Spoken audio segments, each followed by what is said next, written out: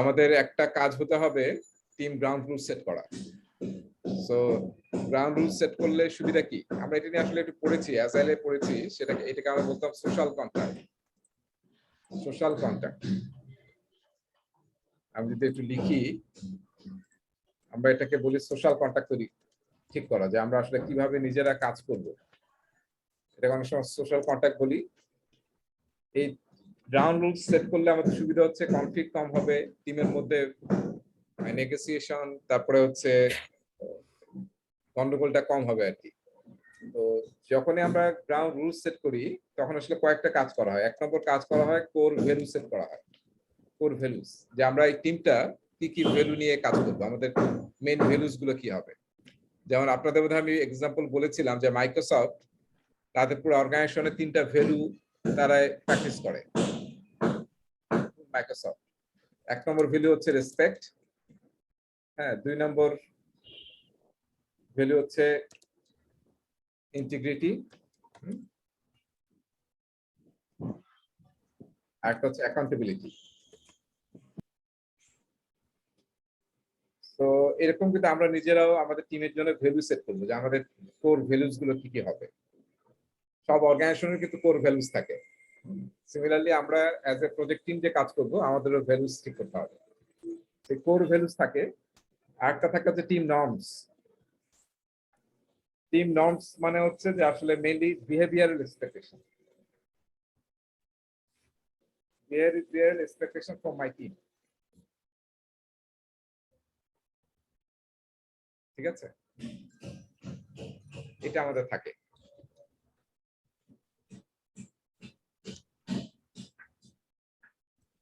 আমি কমপ্লেন করছিলাম, ওকে।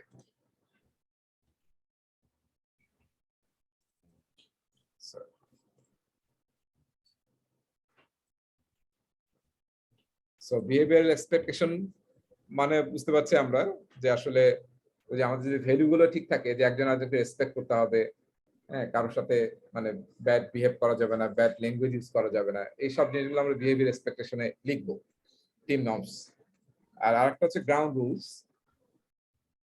পুরাটাকে আসলে অনেক সময় গ্রাউন্ড রুলস বলা হয়। গ্রাউন্ড রুলস মানে হচ্ছে আমি আমার টিমের ভিতরে কিভাবে কমিউনিকেশন করব, আমি মিটিং কিভাবে করব, মিটিং এ যখন একজন কথা বলবে আরেকজন যাতে কথা না বলে, মিটিং এর টাইম যাতে আমরা রেসপেক্ট করি, যখন মিটিং শুরু হওয়ার কথা সে সময় যাতে শুরু হয় এবং যে সময় শেষ হওয়ার কথা ওই সময় শেষ হয়। এই ধরনের আমরা মিটিং এর গ্রাউন্ড রুল সেট করব। তারপর ধরেন ইন্টারনাল কমিউনিকেশন যখন আমরা করবো টিমের মধ্যে, তখন সেটা কিরকম হবে। আবার যখন টিমের বাইরে এক্সটার্নাল কমিউনিকেশন করব, এক্সটার্নাল, তখন কি কি আমরা ফলো করব। আমি একটা এক্সটার্নাল ইমেল করতেছি, সো আমার বসকে যাতে অবশ্যই আমি সিসিতে রাখি, এটা আমাদের একটা গ্রাউন্ড রুলস হতে পারে। তারপর যদি কনফ্লিক্ট হয়, আমার টিমের মধ্যে কোনো কনফ্লিক্ট হয়, কনফ্লিক্ট কি সবসময় খারাপ নাকি?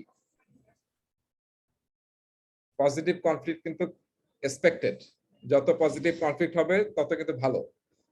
একটা টিমে কোনো কনফ্লিক্ট হয় না, তার মানে কেউ কোনো ব্যাপারে কোনো প্রশ্ন করে না, কোনো জিজ্ঞাসা করে না, কোনো চ্যালেঞ্জ করে না, তাহলে হয়তো আমরা দেখা যাবে ভালো হবে না, কিন্তু রেজাল্টটা খারাপ হবে। এই জন্য পজিটিভ কনফ্লিক্ট অলওয়েজ, হ্যাঁ, এক্সপেক্টেড, তাহলে একটা ভালো টিম হবে আর কি, ভালো জিনিসটা বের হয়ে আসবে। আর আমার বস বললো ওইটাই ঠিক, এর বাইরে আর কোনো ঠিক না, এরকম যদি হয় তাহলে দেখবেন যে অনেক ভুল স্টেপস আমরা নেব। সো যদি নেগেটিভ কোনো কনফ্লিক্ট হয় তাহলে সেটা আমাদের কিভাবে সলভ করা উচিত, সেই কনফ্লিক্ট নিয়ে আমরা ডিসিশন নিতে পারি। তো এই ধরনের জিনিসগুলো আমরা গ্রাউন্ড রুলসে সেট করতে পারি। এই যে পুরো ব্যাপারটা আমি বললাম, কোর ভ্যালুস, টিম নর্মস, যেখানে আমরা বিহেভিয়ার এক্সপেকটেশন কি হবে টিমের, এবং লাস্টেরটা হচ্ছে গ্রাউন্ড রুলস, আমরা যে কমিউনিকেশন গুলো করি, কাজগুলো করব, সেটা কি কি আমরা রুলস ফলো করব। এই কয়েকটা জিনিস যে ডকুমেন্টে লেখা হয়, সেই ডকুমেন্টটার নাম হচ্ছে কি, কি নাম সেই ডকুমেন্টটার?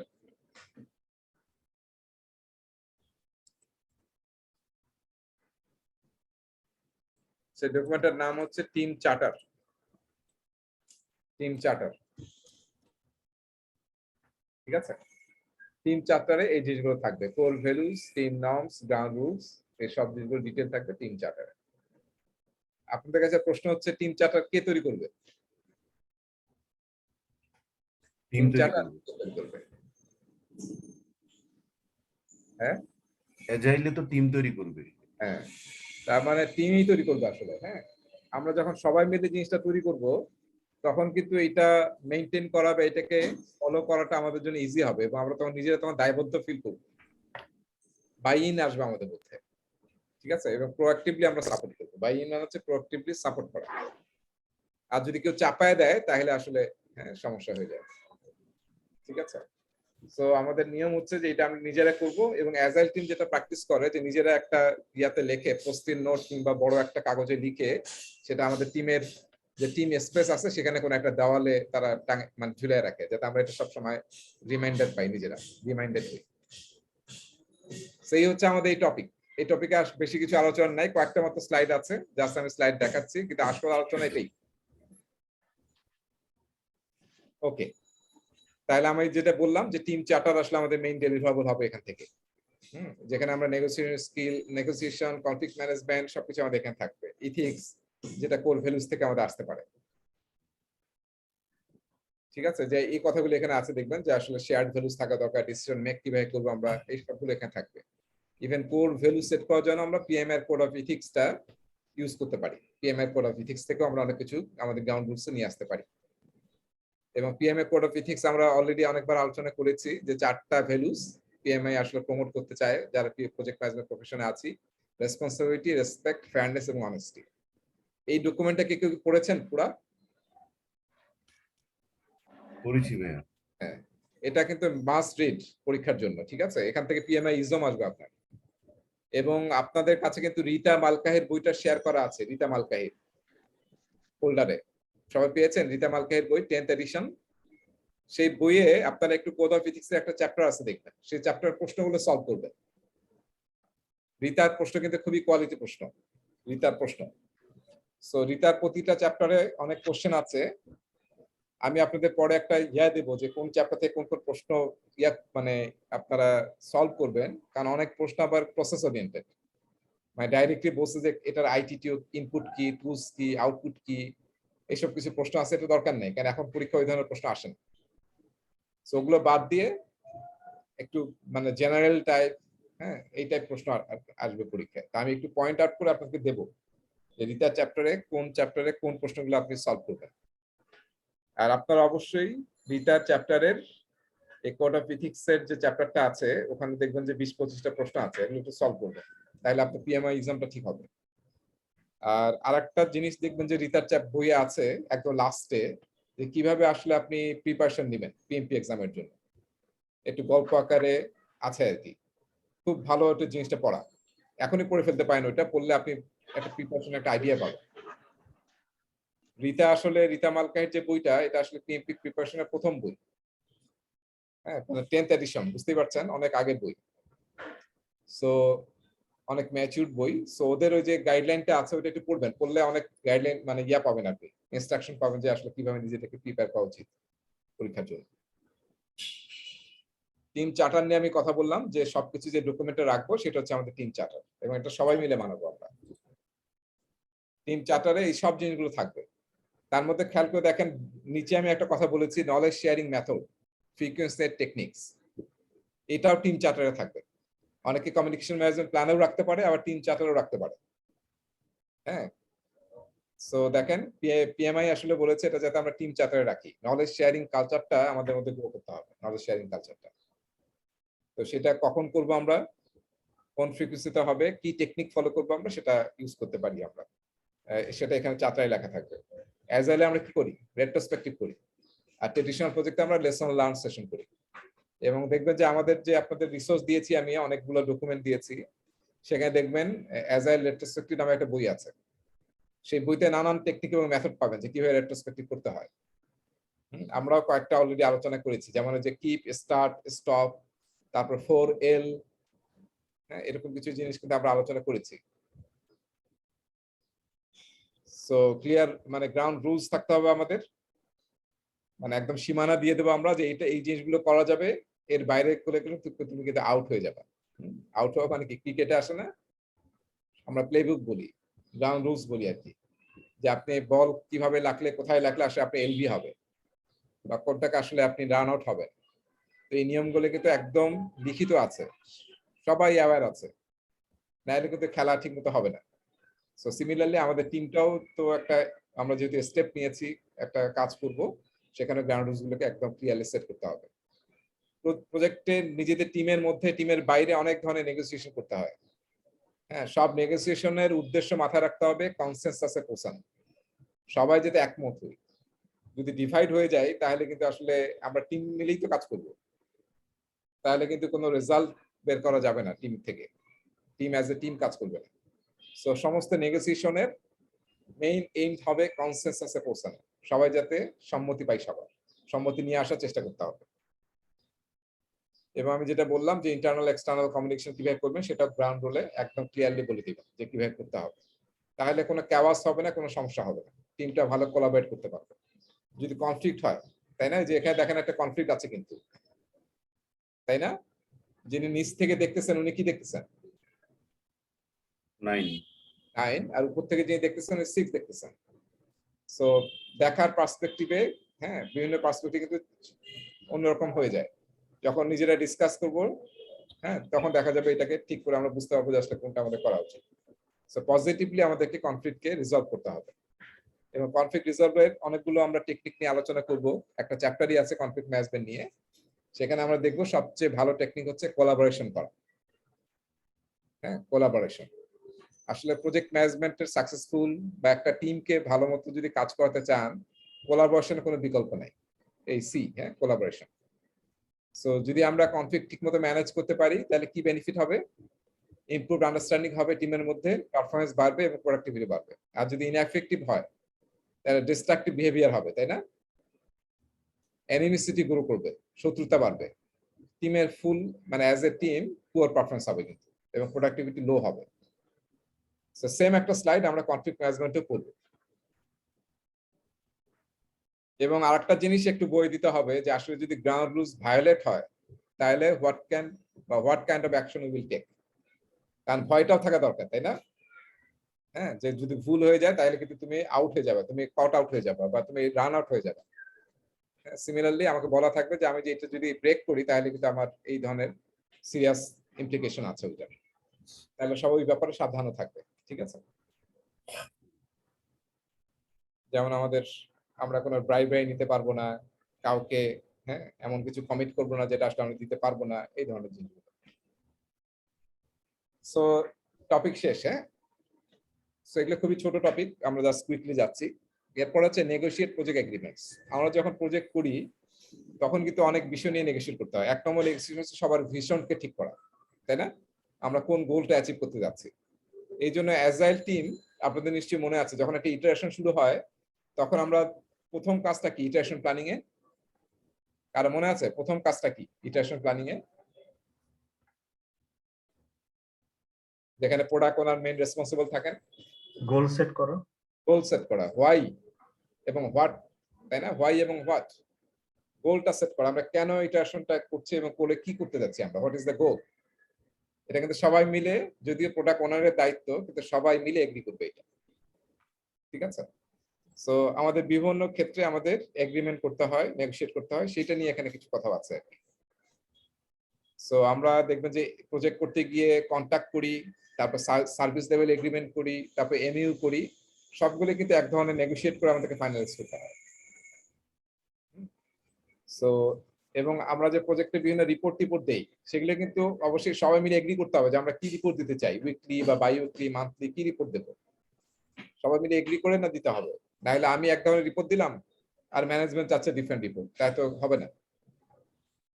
তারপর রিসোর্স ক্যালেন্ডার, আমরা রিসোর্স নিয়ে আলোচনা করেছি, রিসোর্স ক্যালেন্ডার আলোচনা করেছিলাম, মানে কোন রিসোর্স কখন অ্যাভেলেবল, সেটা হচ্ছে রিসোর্স ক্যালেন্ডার, এটা কিন্তু এগ্রি করতে হবে।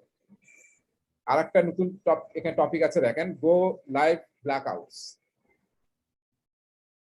হ্যাঁ, এটা আসলে আইটির লোকজন একটু হয়তো ভালো বুঝবে, যে আমরা দেখেন যে 14ই মানে গতকাল ছুটি ছিল, তাই না, আজকেও ছুটি এবং শনিবারও ছুটি।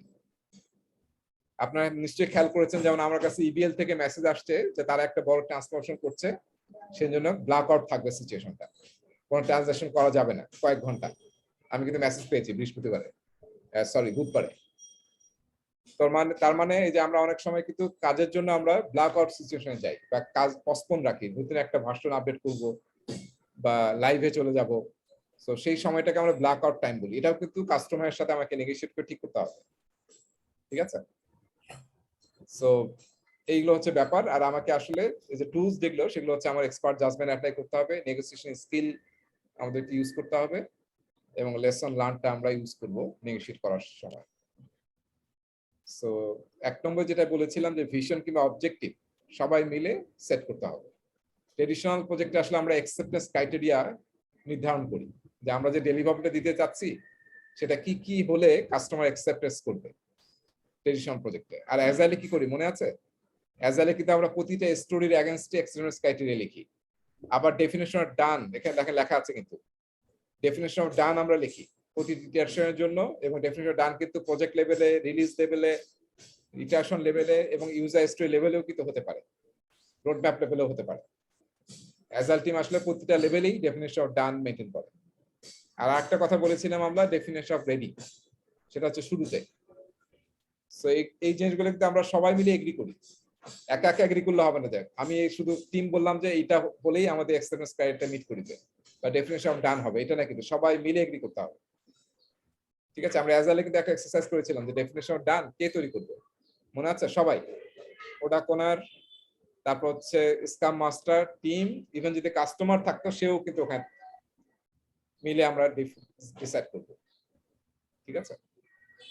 আর এমনি আমরা ট্রেডিশনাল প্রজেক্টে বা বেশিরভাগ প্রজেক্টে দেখবেন যে আমরা কন্টাক্ট ইউজ করি, তাই না? ভেন্ডর এবং সাপ্লাইয়ের সাথে কন্টাক্ট তৈরি করি। সেই কন্টাক্টটা আমি একটা প্রজেক্টে লাস্ট কাজ করেছিলাম। এই যে কন্টাক্টে যে বিভিন্ন টার্মস এন্ড কন্ডিশনস থাকে সেটা নিয়ে নেগোশিয়েট করতে আমাদের প্রায় ২-৩ মাস লেগেছিল। আমরা প্রতিটা পয়েন্ট নিয়ে নেগোশিয়েট করতে হয়েছিল। আর ইম্পর্টেন্ট এটা, আমি কি চাচ্ছি সেটা কাস্টমারকে বুঝতে হবে, কাস্টমারকে কি দিতে হবে সেটা কিন্তু বুঝতে হবে। প্রতিটা টার্মস এন্ড কন্ডিশন ইম্পর্টেন্ট।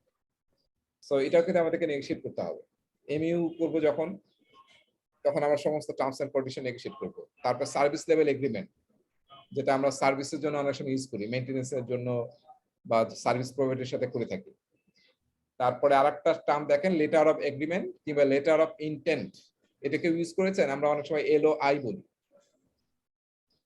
কারো এক্সপেরিয়েন্স আছে what is letter of intent?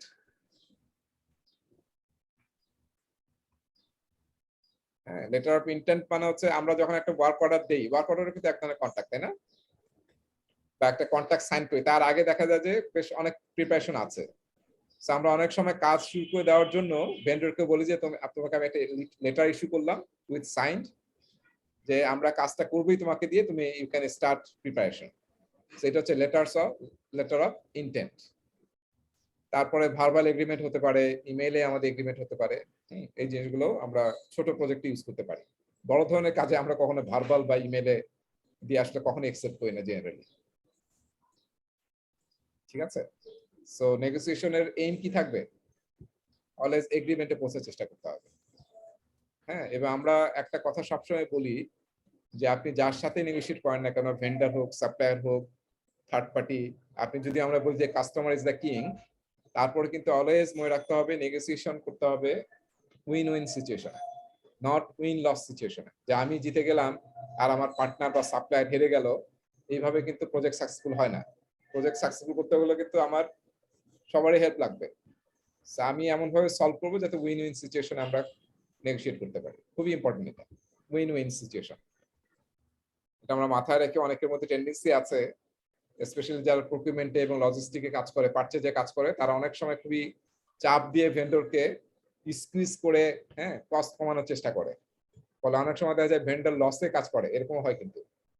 ফলে এটা কিন্তু খুব হ্যাপি কোন একটা ইয়া হয় না এবং একসময় রেজাল্ট খারাপ হয় কিন্তু। আচ্ছা, সো নরমালি যখন আমরা কন্ট্রাক্ট বা প্রকিউরমেন্টের নেগোসিয়েশন করি, লজিস্টিকের লোকজন কিংবা প্রকিউরমেন্টের বা পারচেজের লোকজন তারাই কিন্তু আসলে মেইনলি লিড করবে সেটাকে, আপনি সাপোর্ট দিবেন, টেকনিক্যাল বা অন্য কোয়েরি সাপোর্ট দিবেন এবং আপনাকে কিন্তু অনেক ভালো রোল প্লে করতে হবে, কিন্তু তারাই আসলে মেইনলি রেসপন্সিবল। ঠিক আছে? যে আবার একই কথা আছে, দেখবেন অ্যাজাইলে আমরা definition of done, acceptance criteria এবং ডেফিনিশন রেডি, এই তিনটা ইউজ করি। আর ট্রেডিশনাল প্রজেক্টে আমরা নরমালি অ্যাকসেপ্টেন্স ক্রাইটেরিয়া ইউজ করি প্রতিটা ডেলিভারেবলের সাথে। এখানে যে পয়েন্টগুলো দেখতে পাচ্ছেন, সবাই একটু নিজেরা একটু পড়েন আমাকে বলেন তো এই পয়েন্টগুলো কোথায় থাকে, এই টার্মস এন্ড কন্ডিশনস গুলো? যারা কাজ করেছে অনেকদিন ধরে প্রজেক্টে, কোথায় পেয়েছেন এগুলো?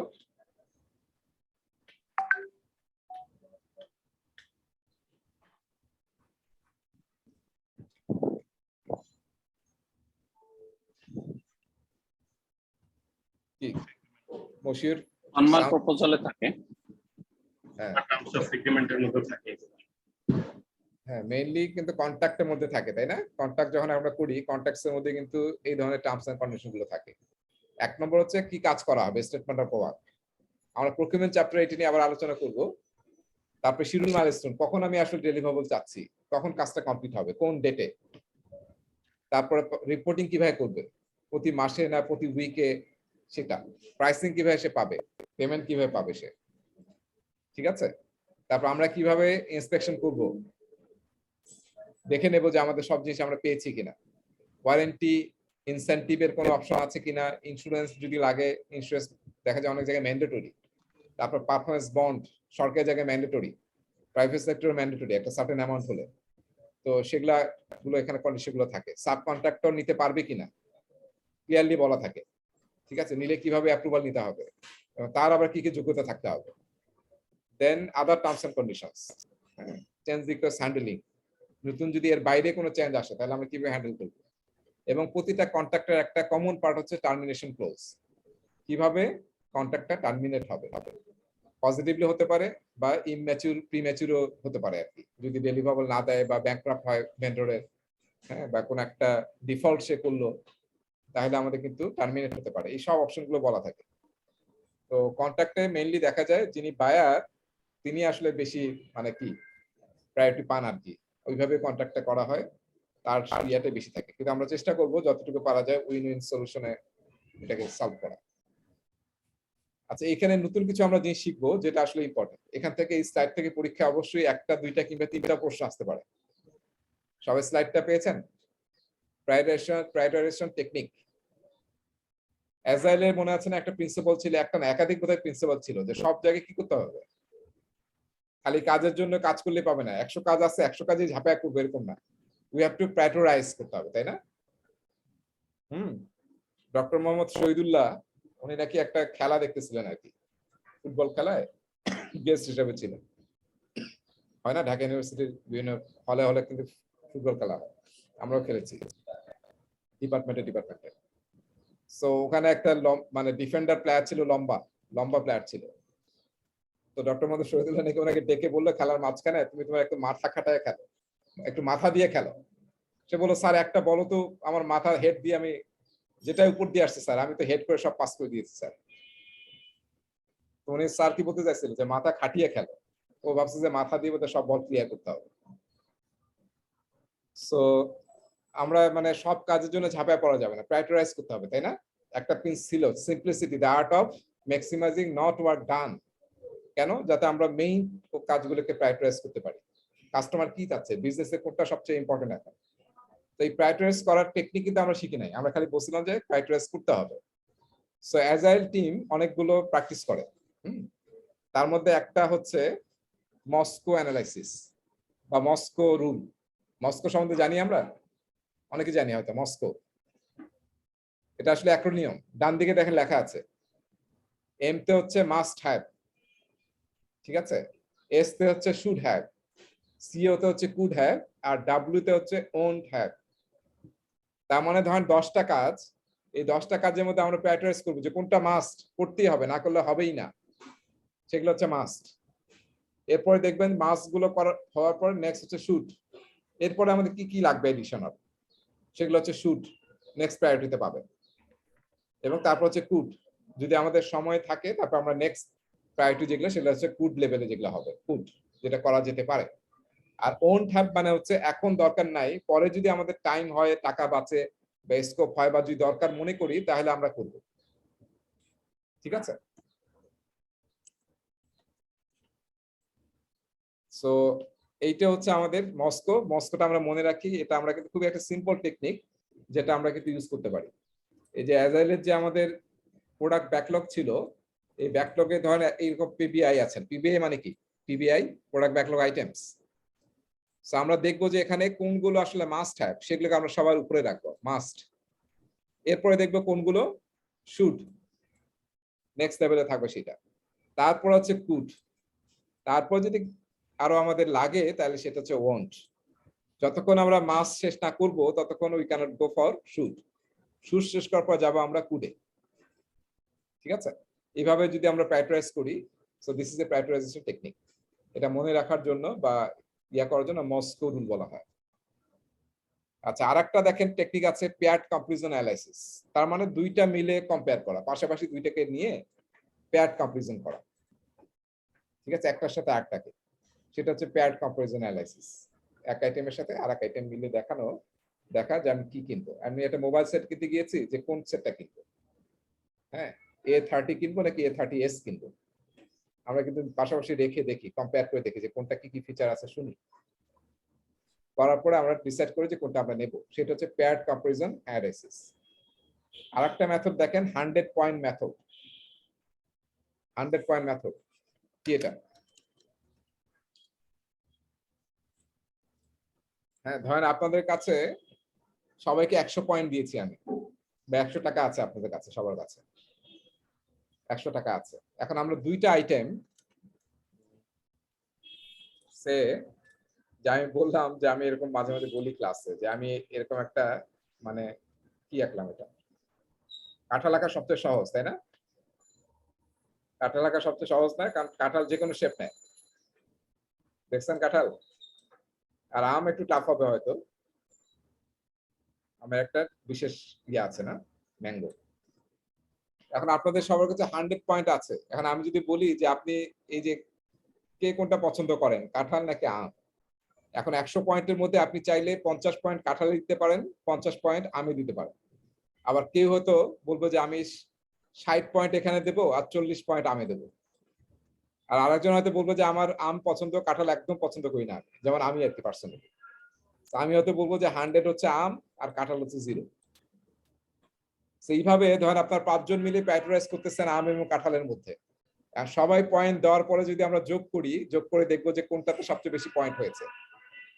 এটাতে হয়তো 450 পয়েন্ট হয়েছে আর এটাতে 600 পয়েন্ট হয়েছে। তার মানে আমরা কোনটা সিলেক্ট করব, প্রায়োরিটাইজ করব কোনটা? আম। ঠিক আছে, এটাকে আমরা বলি 100 পয়েন্ট মেথড। সবার কাছে আপনি পয়েন্ট দিয়ে দিবেন এবং আমরা যে আইটেমগুলো প্রায়োরিটাইজ করতেছি সেখানে সে ভোট দিবে এই পয়েন্ট দিয়ে। কেউ যদি 100 দিয়ে দেয় তার মানে সে আর কোনো ভোট দিতে পারবে না বাকিগুলোতে, অলরেডি তার পয়েন্ট শেষ।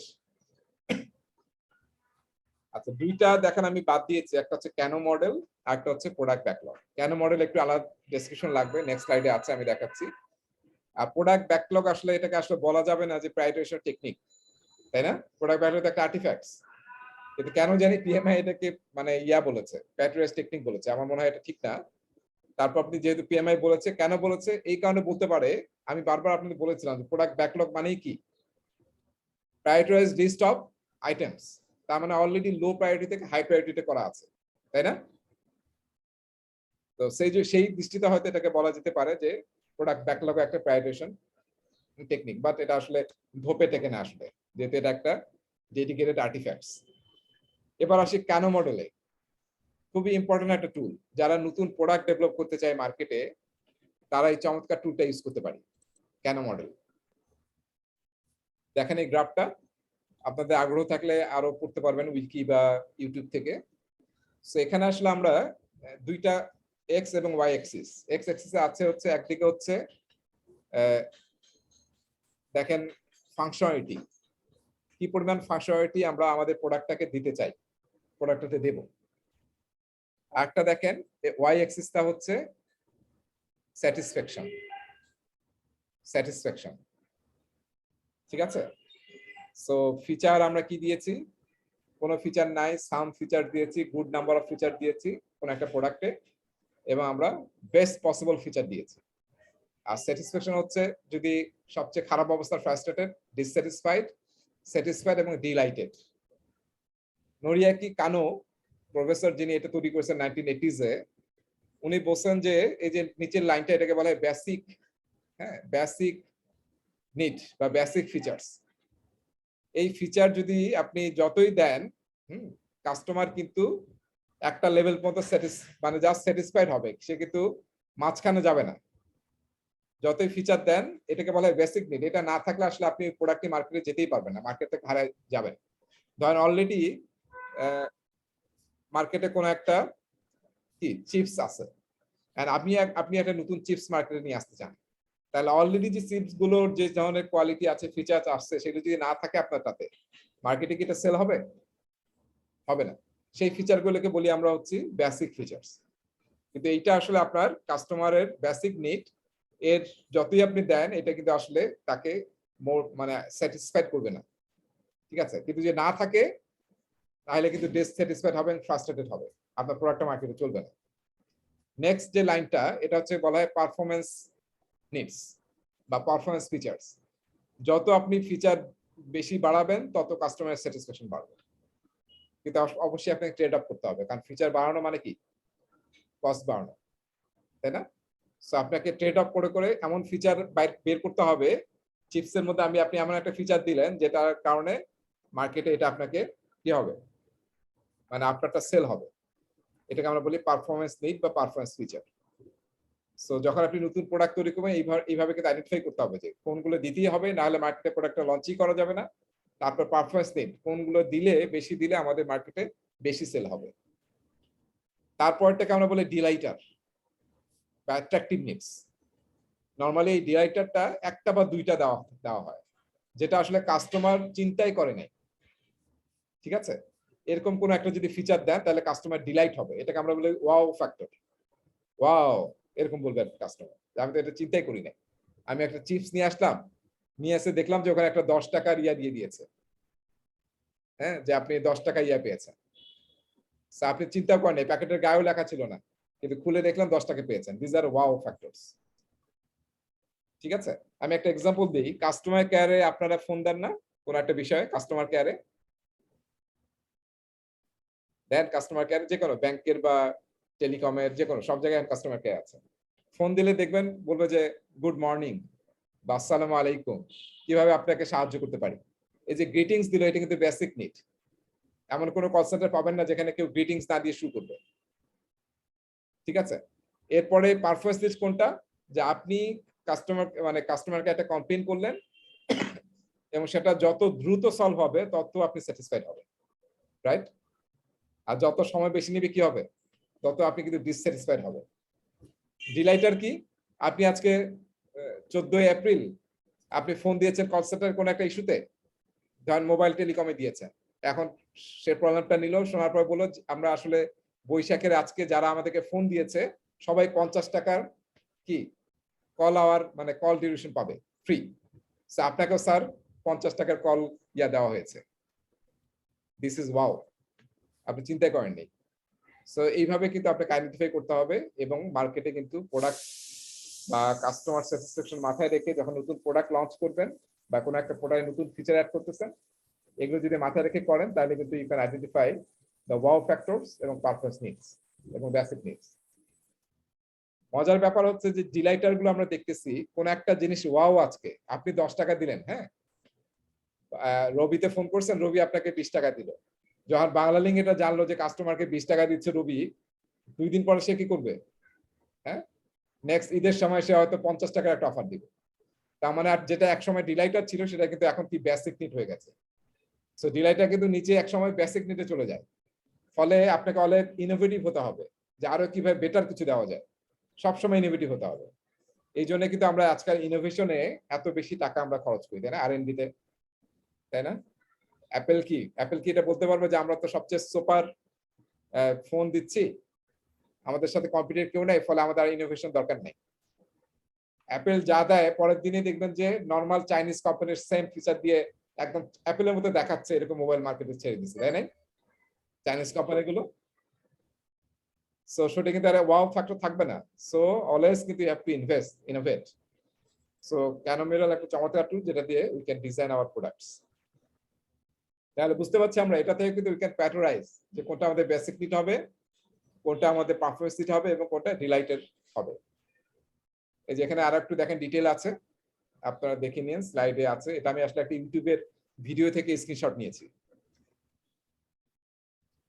ঠিক আছে, এবং যদি আমরা একটু মস্কোর সাথে এটা ম্যাপ করতে চাই, দেখেন তো বেসিক নিডটা কি হবে আসলে, মাস্ট হ্যাভ।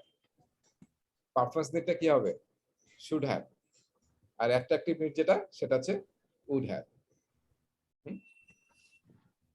রিপোর্টিং এর ক্ষেত্রে আমাদেরকে নেগোশিয়েট করতে হবে যে আমরা কোন ধরনের রিপোর্ট দিতে চাই। আমি আমাদের প্রথম কোন একটা ক্লাসে আলোচনা করছিলাম যে আমরা ডেটা, ইনফরমেশন এবং কি বলেছিলাম, নলেজ, যেটাকে আমরা প্রজেক্ট ম্যানেজমেন্টে বলি ওয়ার্ক পারফরমেন্স ডেটা, তারপর হচ্ছে ওয়ার্ক পারফরমেন্স ইনফরমেশন এবং ওয়ার্ক পারফরমেন্স রিপোর্ট। তা আমরা যে ডেটা থেকে ফিল্ড লেভেল থেকে বিভিন্ন রিপোর্ট দেবো, সেটা কিন্তু একদি করে আমাদেরকে দিতে হবে। এবং এই রিপোর্ট গুলো দেখেন কিছু এক্সাম্পল দেওয়া আছে যে কত পার্সেন্ট অফ ওয়ার্ক কমপ্লিট হয়েছে, টেকনিক্যাল এরর আছে কিনা, কোয়ালিটি আছে কিনা, স্টার্ট এবং ফিনিশ ডেট। ট্রেডিশনাল প্রজেক্ট আমরা এগুলো ইউজ করি। নাম্বার অফ চেঞ্জ রিকোয়েস্ট কতটা আসলো, ডিফেক্ট কয়টা পাওয়া গিয়েছে, অ্যাকচুয়াল কস্ট, অ্যাকচুয়াল ডিউরেশনের সাথে ডিভিয়েশন কত। ট্রেডিশনাল প্রজেক্ট আমরা ইউজ করি এগুলো। ঠিক আছে, এই জিনিসগুলো আমাদেরকে হেল্প করবে ডিসিশন নেওয়ার জন্য। পরের স্লাইড যে বক্সটা আছে আর কি। ঠিক আছে, তারপরে অ্যাজাইল প্রজেক্টে আমরা এই ধরনের জিনিসগুলো ইউজ করি। Completed and accepted works, stories, কয়টা স্টোরি আমরা নিয়েছিলাম ইটারেশন শুরুতে, কয়টা কমপ্লিট করতে পেরেছি। প্রোডাক্ট ব্যাকলগের প্রোগ্রেসটা কি, তাই না? আমাদের একটা সেকশন কিন্তু আছে, আমি আপনাদের ক্লাসে পড়িয়েছিলাম, আমি বোধহয় সবগুলো পড়াই নাই, সেটা হচ্ছে 5.4, যেখানে অ্যাজাইল ম্যাট্রিক্স নিয়ে আলোচনা আছে।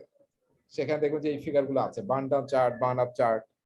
আমি হয়তো পরে সামনে পড়াবো। প্রোডাক্ট ব্যাকলগ প্রোগ্রেস, ব্যাকলগে আমাদের 600 স্টোরি আছে, স্টোরি পয়েন্ট আছে। এখন পর্যন্ত কয়টা শেষ হলো? অলরেডি আমাদের 5টা ইটারেশন শেষ হয়েছে। সেটা হচ্ছে প্রোডাক্ট ব্যাকলগ প্রোগ্রেস। ঠিক আছে, এইভাবে আসলে আমরা অ্যাজাইলে বিভিন্ন রিপোর্টিং ইউজ করি। কিন্তু সবগুলো এগ্রি করতে হবে যে আমরা কি চাচ্ছি। এক্সপার্ট জাজমেন্ট শব্দটা পিএম বকের 6 এডিশনে খুব বেশি ইউজ হয়েছিল। আমি হয়তো আপনাদের বারবার বলেছি, মানে যখনই আমরা কোনো একটা কাজ করব, we have to use our expert judgement. আমাদের নিজেদের নলেজ, আমাদের এক্সপার্টিজ, আমার টিমের যারা সিনিয়র আছে অলরেডি এই ধরনের কাজ করেছে তাদের এক্সপার্টিজ, কোন কনসালটেন্ট, সাবজেক্ট ম্যাটার এক্সপার্ট, অন্য ডিপার্টমেন্ট কিংবা প্রজেক্ট ম্যানেজমেন্ট অফিস, সবার কাছ থেকে যদি আমরা কোনো মানে মানে নলেজ শেয়ার করি, হ্যাঁ, তাদের কোনো হেল্প নেই, সেটাকে বলা হয় এক্সপার্ট জাজমেন্ট। এটা আমরা যেখানে পসিবল সেখানে এটা আমরা ইউজ করব। ঠিক আছে, যেটা আমি বললাম যে কারা আসলে সেই এক্সপার্টিস দিবে, এক্সপার্ট জাজমেন্ট দিবে, এই ধরনের এক্সপার্ট যারা আছে তারা আপনাকে দিবে। Just give me a second.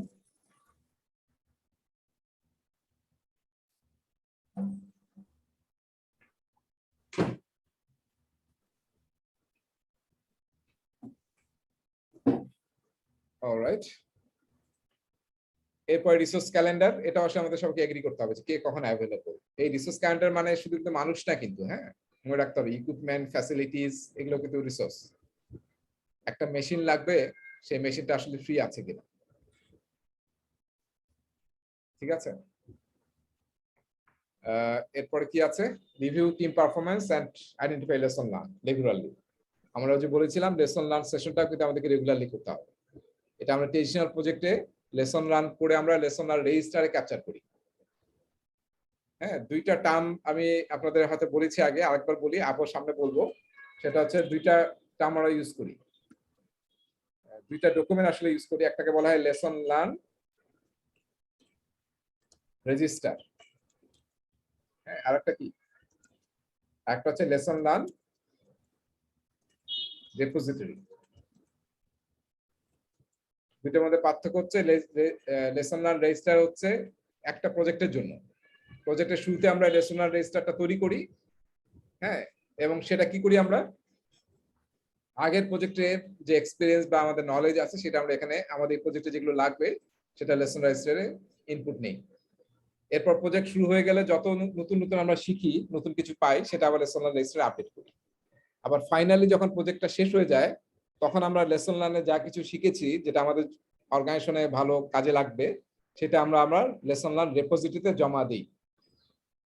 ঠিক আছে, তার মানে লেসন লার্ন রেজিস্টার হচ্ছে সিঙ্গেল একটা প্রজেক্টের জন্য, আর রেপোজিটরি হচ্ছে মাল্টিপল প্রজেক্টের জন্য। আগের প্রজেক্টেরও লেসন লার্ন এখানে আছে, আমার প্রজেক্ট শেষ হলেও লেসন লার্ন গুলো এখানে জমা হবে, সেটা হচ্ছে রেপোজিটরি।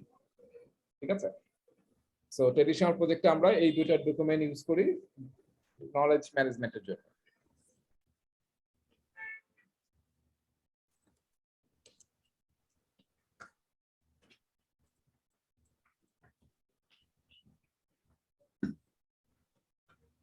ওকে, আর যেটা বলেছিলাম যে স্পেশাল যে ইন্টারভেল গুলো হবে, যেমন ব্ল্যাক আউট হবে, হ্যাঁ, তার মানে ওই সময় কোনো ট্রানজাকশন করা যাবে না, কোনো সাপোর্ট বা সার্ভিস আমরা দিতে পারবো না, সেই টাইমগুলো সবাই মিলে এগ্রি করতে হবে। গো লাইভে যাব আমরা, হ্যাঁ লাইভে যাব, তখন কি হয়, তার আগে আমরা সবকিছু বন্ধ রাখি, তারপর আমরা লাইভে যাই। আমাদের ইয়া হয় না, ইলেকট্রিসিটির কাজ হয় না, যেটা আমরা সবাই অভ্যস্ত, দেখবেন যে ঘোষণা দিবে যে আগামীকাল 9টা থেকে 4টা পর্যন্ত কোনো বিদ্যুৎ থাকিবে না এই এলাকায়। তার মানে কি, ব্ল্যাক আউট হলো আর কি। সো ওই সময় কিন্তু দেখবেন ওনারা কাজ করবে, তারপর ওনারা গো লাইভে যাবে।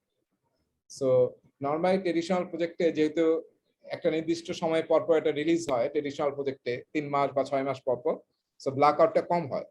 আর অ্যাজাইলে কি হবে, অনেক ফ্রিকোয়েন্টলি ব্ল্যাক আউট হতে পারে, যেহেতু আমরা প্রতিটা ইটারেশনে পটেনশিয়ালি রিলিজেবল প্রোডাক্ট দিচ্ছি।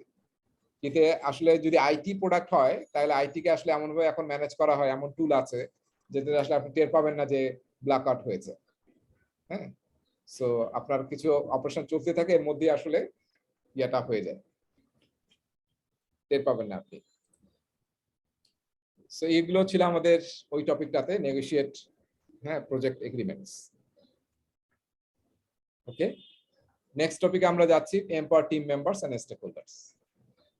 এটা আসলে আমার কাছে মনে হয় অনেক বেশি আসলে ইনফ্লুয়েন্স হচ্ছে অ্যাজাইল থেকে। অ্যাজাইলে আমরা অলওয়েজ কি বলেছি, যে আমরা টিমকে এম্পাওয়ার করব। ইভেন অ্যাজাইলে প্রজেক্ট ম্যানেজারও থাকে না, তাই না? বেশিরভাগ অ্যাজাইল ফ্রেমওয়ার্ক প্রজেক্ট ম্যানেজার নামে কোনো ডেজিগনেশন নাই। কারণ কি, আমি বলেছিলাম প্রোডাক্ট ওনার, টিম এবং স্ক্রাম মাস্টার সবাই কিন্তু প্রজেক্ট ম্যানেজারের কাজগুলো ভাগ করে নিয়েছে অলরেডি, তাই না? ডিস্ট্রিবিউট হয়ে গেছে। সো এবং এখানে বেশিরভাগ যে লিডারশিপটা আমরা প্র্যাকটিস করি, সেটা কি ধরনের leadership? Servant leadership. Servant leadership. আর এমনি ট্রেডিশনাল প্রজেক্টে বা সবচেয়ে পপুলার লিডারশিপ যেটা আজকাল আমরা বলি, সেটা হচ্ছে situational leadership. Base on situation আপনি কখনো সার্ভেন্ট লিডার হবেন, কখনো আপনি অন্য ধরনের লিডারশিপ প্র্যাকটিস করবেন, সিচুয়েশনাল লিডারশিপ বলি। পিএমআই এর অ্যাপ্রোচ হচ্ছে, পিএমআই আসলে বলেছে আপনার আসলে যখন যে ধরনের লিডারশিপ আপনাকে অ্যাপ্লাই করতে হবে, আপনাকে সেইভাবে সেই ধরনের লিডারশিপটা ইউজ করতে হবে। নট নেসেসারি অলওয়েজ আপনাকে সার্ভেন্ট লিডারশিপ, হ্যাঁ, বা অলওয়েজ আপনি কি বলে যে লেজেস ফেয়ারি, এই ধরনের অনেকগুলো লিডারশিপ স্কিল আছে, transactional leadership skill, transformational leadership skill, charismatic. তো আপনাকে আসলে সিচুয়েশন অনুযায়ী এটাকে ইউজ করতে হবে। এটা হচ্ছে পিএম এর অ্যাপ্রোচ। আর অ্যাজাইল আসলে প্র্যাকটিস করে সার্ভেন্ট লিডারশিপ। এবং আমার কাছে মনে হয় নলেজ ওয়ার্কারদের সাথে কাজ করার জন্য সার্ভেন্ট লিডারশিপ হচ্ছে বেস্ট ওয়ে। সো আমরা আমাদের টিম মেম্বারকে এবং স্টুডেন্টকে এম্পাওয়ার করবো, ঠিক আছে? এটা হচ্ছে এই টপিকের মেইন উদ্দেশ্য। তার মানে কি, আমরা শুধুই ইমপ্লিমেন্ট দূর করবো, সাপোর্ট দেবো, কোচিং করাবো, হ্যাঁ, আর বাকি টিম নিজেরাই নিজেদের কাজগুলো করবে, ডিসিশন গুলো নিজেরা নিবে, এস্টিমেট গুলো নিজেরা করবে। খুব ইম্পর্টেন্ট কথা, দুইটা কথা এখানে বলা হয়েছে, ডিসিশন টিম নিজে নিবে, এস্টিমেট যারা করবে তারাই করবে, আমি না, আমি প্রজেক্ট ম্যানেজার আমি না, ঠিক আছে? সো আমরা এখানে কয়েকটা দেখবো, কয়েকটা জিনিস দেখবো এখানে, লেটস সি। সো আমরা আসলে টিমকে এম্পাওয়ার করবেন, সব টিমকে কি এম্পাওয়ার করা যাবে? আমরা আমাদের বাচ্চাদের স্কুলে নিয়ে যাই, অনেক মায়ের এখন এমন জীবন হয়ে গেছে যে কি স্কুল ডিউটি, যতক্ষণ বাচ্চার স্কুল, বাচ্চার সাথে মা আছে, কোচিং মা আছে, তার মানে আমরা বাচ্চাদেরকে ছেড়ে দিচ্ছে না। কারণ কারণ কি, ছোট বাচ্চাদের তো আমরা ছাড়তেই পারি না। বাচ্চাদের আপনি হাত ছেড়ে নেন, যারা যে 6-7 বছরের বাচ্চা, ওদের হাত ধরে রাখতে হয়, হঠাৎ করে দুধ দেয়, বিরাট অ্যাক্সিডেন্ট হয়ে যাবে। সো আমার টিমের স্ট্রেংথ জানতে হবে যে কখন আসলে আপনি এম্পাওয়ার করবেন, কোন সিচুয়েশনে কখন করা উচিত। সেটার জন্য আমরা একটা টুল ইউজ করি, হ্যাঁ, আমরা একটা টুল ইউজ করি। এটাকে যদি আমি এভাবে ড্র করি, আপনারা দেখাতো এটা রিকল করতে পারেন কিনা। আমি একটা বক্স রেখেছি, দেখা যাচ্ছে, ছোট্ট একটা বক্স। এই বক্সে একটা চিহ্ন দিলাম প্লাস, একটা চিহ্ন দিলাম মাইনাস, একটা এখানে ছবি আঁকলাম, এরকম একটা ছবি লাগলাম।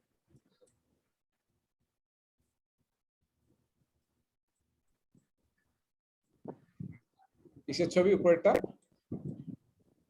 সূর্য। আর নিচেরটা বৃষ্টি। তাহলে এটা কি বলেন তো, একটা অর্গানাইজেশনের বা একটা টিমের স্ট্রেংথ বের করার জন্য আমরা এরকম টুল ইউজ করি, নাম কি এটা? সবাই জানি, SWOT analysis. SWOT analysis, exactly right. Plus মানে কি, স্ট্রেংথ। হুম। রাইট? সেইটা হচ্ছে আমাদের স্ট্রেংথ, এটা হচ্ছে স্ট্রেংথ, এটা হচ্ছে উইকনেস। এই দুটোকে আমরা বলি ইন্টারনাল, আপনার টিমের বা অর্গানাইজেশনের স্ট্রেংথ এন্ড উইকনেস। যত আপনি স্ট্রং হবেন, আপনার টিম স্ট্রং থাকবে, তত আপনি ভালো পারফর্ম করতে পারবেন, যে কোনো অপরচুনিটি নিতে পারবেন, বা যে কোনো থ্রেটে রেজিলিয়েন্ট থাকতে পারবেন। হ্যাঁ, আর উইক হলে কি করতে হবে? আপনাকে ট্রেনিং দিতে হবে, ইমপ্রুভ করতে হবে, নাহলে কিন্তু আপনি একটুতেই ভেঙে পড়বেন। সূর্য মানে হচ্ছে অপরচুনিটি, ও, আর টি মানে হচ্ছে বৃষ্টি, মানে হচ্ছে ঝড় বৃষ্টি, মানে হচ্ছে থ্রেট। এটাকে আমরা বলি সেই classical SWOT analysis.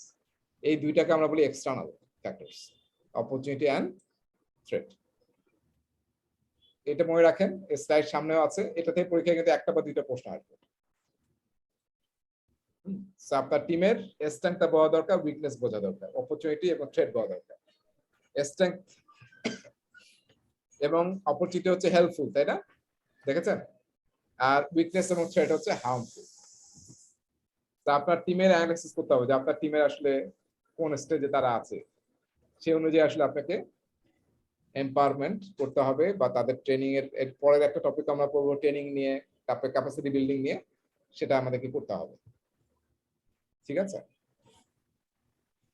Alright, team decision making tools. Agile team আমরা জানি যে নিজেরাই ডিসিশন মেক করে, তাই না? এবং অলওয়েজ আমরা কোলাবোরেটিভ ভাবে করার চেষ্টা করি। ট্রেডিশনাল প্রজেক্ট কিন্তু নট এক্সেপশন। আমরা একা একা পণ্ডিতে করার চেষ্টা করব না, যেটা আগে আমরা করতাম, নিজেরা ডিসিশন নিয়ে চাপাই দিতাম। এখন দেখবেন ম্যানেজমেন্টে আমরা অনেক চেঞ্জ হয়ে গেছি, আমরা আসলে সবার কথা শুনে তারপর আসলে আমরা ডিসিশন দিই, সেটা আসলে বেস্ট অ্যাপ্রোচ। ঠিক আছে? আমরা একটা শব্দ সবসময় বলি, আমি কয়েকবার বলেছি অলরেডি, প্রজেক্ট ম্যানেজমেন্টে বারবার বলা হয়, সেটা হচ্ছে বাই ইন পাওয়া। বাই ইন, বাই ইন মানে হচ্ছে, হ্যাঁ, buy dash in, proactively support পাওয়া। সেটা তখনই সম্ভব যখন আসলে আপনি, হ্যাঁ, সবাইকে নিয়ে কাজগুলো করবেন। ঠিক আছে? ব্রেন স্টর্মিং টুল আমরা সবাই ইউজ করি নাকি না? ব্রেন যত ইউজ করবেন তত ভালো নাকি? আর না ইউজ করলে তো সমস্যা। আমরা ছোটবেলায় ইয়াতে থাকতাম, ঈশ্বরদীতে। কেউ আছেন নাকি ঈশ্বরদীর এখানে? পাবনা ডিস্ট্রিক্টের একটা থানা, আমার মনে হয় পাবনার চেয়ে ঈশ্বরদী বেশি বিখ্যাত, এরকম মনে হয় আর কি। সো পাবনা, আমরা ঈশ্বরদীতে আমরা সকালবেলা, শুক্রবার সকালবেলা আব্বা সহ আম ঝাড়াচ্ছিলাম আর কি, বারান্দার মধ্যে। এই সময় একটা লোক এসে বারান্দা দিয়ে নক করে বলতেছে যে দেখেন সবাই আমাকে পাগল বলে, আমি কিন্তু পাগল না। দেখেন আমি 16 ঘরের নামাতে বলতে পারি, এইভাবে উনি একদম 16 ঘরের নামাতে বলে ফেললো। 16 কে 16, 16 দুগুণে 32, 3 ষোলং 48, 8 ষোলং 64। বুঝতে পারছেন? আমাদের কিন্তু 16 ঘর নামাতে শিখালো। তো জানি না, সে হয়তো পাবনা থেকে ছাড়া পেয়ে ইস্যু দিতে আসছে আর কি। সো ব্রেন স্টর্ম, মাথা যত খাটাবেন তত ভালো, তাই না? আমরা ব্রেনের খুব কম অংশই আসলে ইউজ করতে পারি। সো ব্রেন স্টর্মিং আসলে আমরা যখনই টিম মিলে কাজ করব, ব্রেন স্টর্মিং বা আইডিয়েশন টেকনিকটা আসলে কি, সবাইকে ইনভলভ করা। ওয়ান হেড ইজ নট কি, to head is better than one. তো আমরা এটা অলওয়েজ ইউজ করার চেষ্টা করব। এই যে আমরা পেয়ার প্রোগ্রামিং করেছি, মব প্রোগ্রামিং, হ্যাঁ, সর্মিং, সবই কিন্তু এই আইডিয়াটা ব্রেন স্টর্ম করা, এটা আমরা যেখানে পসিবল ইউজ করব সবাই মিলে। এখানে দুইটা এস্টিমেটের এক্সাম্পল দেওয়া হয়েছে, যে আমরা এস্টিমেট করার সময়, নিচের অংশটা আমি আগে বলি, মনে আছে? এস্টিমেট করার সময় অ্যাজাইলে আমরা কি ইউজ করি? স্টোরি পয়েন্ট, তাই না? এবং স্টোরি পয়েন্ট করার জন্য কি ইউজ করি আমরা? Fibonacci number, Fibonacci sequence. এটা নিয়ে আমরা সামনে আলোচনা করব, আমি ক্লাসে একটা ছোট এক্সারসাইজও করব আপনাদের। সো আমরা কিন্তু অ্যাজাইলে যেটা প্রেফার করি সেটা হচ্ছে আমরা রিলেটিভ এস্টিমেশন প্রেফার করি, নট অ্যাবসলিউট এস্টিমেশন। তো নিচে দেখবেন লেখা আছে agile avoid using absolute estimate. হ্যাঁ, এটার কারণ হচ্ছে অ্যাবসলিউট এস্টিমেশন খারাপ হয়, হ্যাঁ, ভুল হয়। আর যখন আমরা রিলেটিভ এস্টিমেশন করি, রিলেটিভ মানে কম্পেয়ার করা, তখন কিন্তু এটা খুব সহজে আমরা কম্পেয়ার করতে পারি। ঠিক আছে? সো এটা নিয়ে আমরা পরে আলোচনা করব যে কিভাবে আসলে স্টোরি পয়েন্ট দিয়ে স্টোরি এস্টিমেট করা হয় এবং কিভাবে রিলেটিভ এস্টিমেশন ইউজ করে অ্যাজ এ টিম। আমি একটা এক্সাম্পল দেখাবো। আর ট্রেডিশনাল প্রজেক্টে আসলে আমরা এস্টিমেটটা নরমালি করি হচ্ছে অ্যাবসলিউট টাইপের এস্টিমেশন। যেমন আমরা বলি কোন একটা কাজ করতে কত সময় লাগবে, আমরা বলি যে 3 দিন সময় লাগবে বা 5 দিন সময় লাগবে, তার মানে একটাই মাত্র আমরা মেজার করলাম। হ্যাঁ, আর অ্যাজাইল কি বলে? অ্যাজাইল আসলে বলে যে একটা কাজ করতে একটা ওরা একক ধরে, ইউনিট বের করে, যে একটা কাজ যেটা খুব সহজ কাজ, সবাই জানে, আগে থেকে এক্সপিরিয়েন্স আছে, ওই কাজটাকে বলে যে এই কাজটা করতে কত সময় লাগবে, কত ইউজার স্টোরি লাগবে। হ্যাঁ, হয়তো সবাই মিলে ঠিক করলো যে এটা 2 লাগবে। এখন নতুন একটা কাজ নিলে আমরা এটার সাথে কম্পেয়ার করি যে এটা হচ্ছে এটা কত ডাবল নাকি এটা হচ্ছে কম। কম যদি ডাবল হয় বা ট্রিপল হয় তাহলে আমরা বলি যে এটা এস্টিমেট ট্রিপল হবে। এইভাবে রিলেটিভ এস্টিমেশন করে। আর ট্রেডিশনাল প্রজেক্টে আমরা নরমালি 3-4 ধরনের এস্টিমেশন টেকনিক ইউজ করি। একটা হচ্ছে প্যারামেট্রিক এস্টিমেশন করি, আরেকটা এস্টিমেশন হচ্ছে অ্যানালগাস এস্টিমেশন, হ্যাঁ, আরেকটা হচ্ছে বটম আপ এস্টিমেশন, আর আরেকটা এস্টিমেশন যেটা এখানে আপনি একটা ইকুয়েশন দেখতে পাচ্ছেন, এটাকে বলা হয় 3 পয়েন্ট এস্টিমেশন। এই 4টা এস্টিমেশন টেকনিক ট্রেডিশনাল প্রজেক্টে খুব ইউজ হয়। এই 4টা নিয়ে আমি সামনে আলোচনা করব। তার মধ্যে একটা নিয়ে এখানে আলোচনা শেষ করি আমরা। সেটা হচ্ছে ধরেন একটা কাজের আমরা এস্টিমেট করছি। এখন আমরা যদি আসলে একটা মতো এস্টিমেট করি তাহলে কিন্তু রিস্ক গুলো আমরা রিস্ক ফ্যাক্টর গুলোকে কনসিডার করতে পারবো না। এই জন্য একটা মেথড আছে যেটাকে বলি আমরা 3 পয়েন্ট এস্টিমেট। হ্যাঁ, সেটাকে আমরা একটা কাজেরই আমরা 3 ধরনের এস্টিমেট করি। একটাকে বলা হয় অপটিমিস্টিক এস্টিমেশন, ও হচ্ছে অপটিমিস্টিক, এম মানে হচ্ছে মোস্ট লাইকলি এবং পি হচ্ছে প্যাসিমিস্টিক। তার মানে কোন একটা কাজ করতে সবাই মিলে যদি আমরা ঠিক করি যে একটা কাজ করতেছে আমাদের সবকিছু যদি আমাদের ফরে থাকে, বেস্ট কেস সিনারিতে কত সময় লাগতে পারে, তখন টিম হয়তো ডিসাইড করলো যে আমাদের 5 দিন সময় লাগবে। আবার আমরা সবাই মিলে ডিসকাস করলাম যে এই কাজটাই যদি ওর্স্ট কেস সিনারিও হয়, যে কেউ অসুস্থ হয়ে গেছে, তারপরে প্রোডাক্টিভিটি আজকে কমে গেছে, হ্যাঁ, রোজা বেশি লেগে গেছে, তাই না? রোজা লেগে যায় অনেকে, রোজা লেগে গেছে, আজকে কাজ করতে ভালো লাগতেছে না, এরকম বিভিন্ন কেসে political reason, economic condition, Covid situation কারণে এই কাজটা 12 দিন সময় লাগতে পারে ওর্স্ট কেস সিনারিওতে। আর মোস্ট লাইকলি মানে কি, যেটা সচরাচর ঘটে থাকে, আমাদের এক্সপিরিয়েন্স থেকে আমরা দেখেছি যে নরমালি এই কাজটা করতে আসলে 7 দিনের বেশি লাগে না। এই যে 3টা আমরা ভ্যালু পেলাম, এই 3টাকে যোগ করে আমরা যদি 3 দিয়ে ভাগ করি তাহলে কত পাই? কত পাই খেয়াল করেছেন? 5, 7, 12, 12, 24, 3, তার মানে 8 ডেজ। তার মানে আমরা 8 ডেজের একটা ক্যালকুলেশন পেলাম। এটাকে বলা হয় 3 পয়েন্ট এস্টিমেশন। আমরা রিস্ক ফ্যাক্টর গুলোকে কনসিডার করে আমরা এস্টিমেশন করলাম। This is better estimation. হ্যাঁ, সো অনেকে কিন্তু এস্টিমেশন টেকনিকটা ইউজ করে।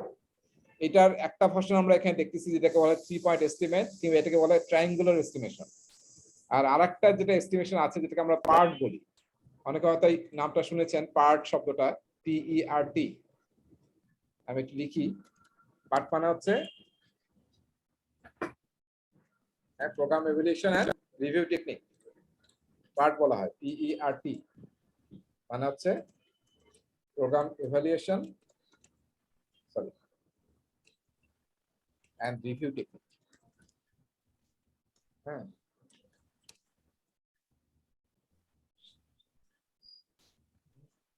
সো অনেক প্রজেক্টে, স্পেশালি রিসার্চ ওরিয়েন্টেড প্রজেক্টে আমরা কিন্তু পার্ট খুব ইউজ করি। এবার দেখেন কেন পার্টটা কি, পার্টটা আসলে একই টাইপের, ইকুয়েশনটা একটু ডিফারেন্ট। সেটা হচ্ছে যে আমরা বলতেছি TE মানে টাইমের এস্টিমেশন, এটা ইকুয়াল টু হবে আসলে মানে TO, ও মানে হচ্ছে অপটিমিস্টিক, আর মোস্ট লাইকলি হচ্ছে 4 TM হবে, 4 TM প্লাস হচ্ছে TP, P মানে হচ্ছে প্যাসিমিস্টিক, ডিভাইডেড বাই হবে 6 দিয়ে ভাগ হবে, পুরাটাই যোগ করে 6 দিয়ে ভাগ হবে। এটাকে আমরা বলি program evaluation and review technique, বা এটাকে আমরা অনেক সময় বলি ওয়েটেড এভারেজ, তাই না? উপরে 6টা আইটেম আছে, এই জন্য আমরা 6 দিয়ে ভাগ করছি, যেহেতু 4 দিয়ে গুণ দিয়েছি। কেউ বলতে পারবেন কেন মোস্ট লাইকলি আমরা 4 দিয়ে গুণ দিলাম? মোস্ট লাইকলি কে আমরা 4 দিয়ে কেন গুণ দিলাম? মোস্ট লাইকলিটা মানে কি, অলরেডি উই হ্যাভ এক্সপেরিয়েন্স, আমরা অলরেডি করে জানি যে এটা এই ধরনের সময় লাগতে পারে, মানে আমরা মোটামুটি শিওর যে এটা কাছাকাছি কোনো একটা টাইম হবে। 4 দিয়ে এই জন্য গুণ করা হচ্ছে যাতে আমরা আসলে ওইটার কাছাকাছি আমরা যেতে পারি, যেহেতু ওখানে আমাদের এম্পিরিক্যাল ডাটা আছে, অলরেডি আমাদের এক্সপিরিয়েন্স আছে, এভিডেন্ট আছে, এই জন্য আমরা ওটাকে আরো বেশি এমফাসিস দেওয়ার জন্য 4 দিয়ে গুণ করছি। ঠিক আছে, সো আমাদের আগের সিচুয়েশনটাই যদি আমরা এখন আবার এই ফর্মুলা দিয়ে ক্যালকুলেট করি, দেখি কি আসে। কি দিয়েছিলাম আমরা, মনে আছে? 5 প্লাস কি ছিল 4 ইন্টু 7, তাহলে কত হবে 28 প্লাস 12 ডিভাইডেড বাই কি হবে 6, কত হয় এটা? 40, 45, 6, 7.5 in around.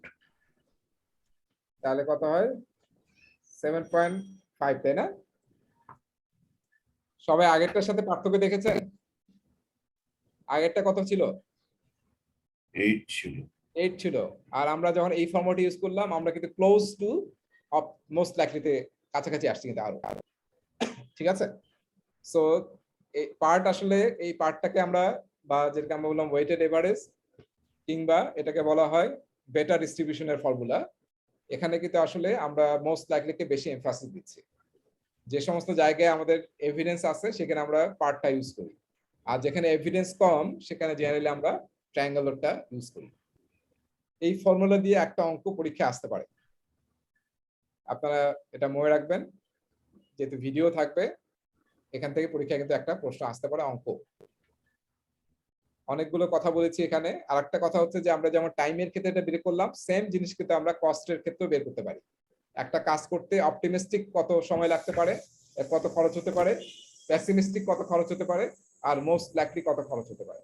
এই তিনটা ভ্যালু বের করে ভাগ করে কিন্তু আমরা কস্টেরও কিন্তু এস্টিমেশন এই ফর্মুলা দিয়ে বের করতে পারি। তাহলে এই ফর্মুলা কিন্তু আমরা কস্ট এবং শিডিউল দুই ক্ষেত্রে আমরা ইউজ করে থাকি। প্রজেক্ট ম্যানেজমেন্টে অনেকেই এটা ইউজ করে।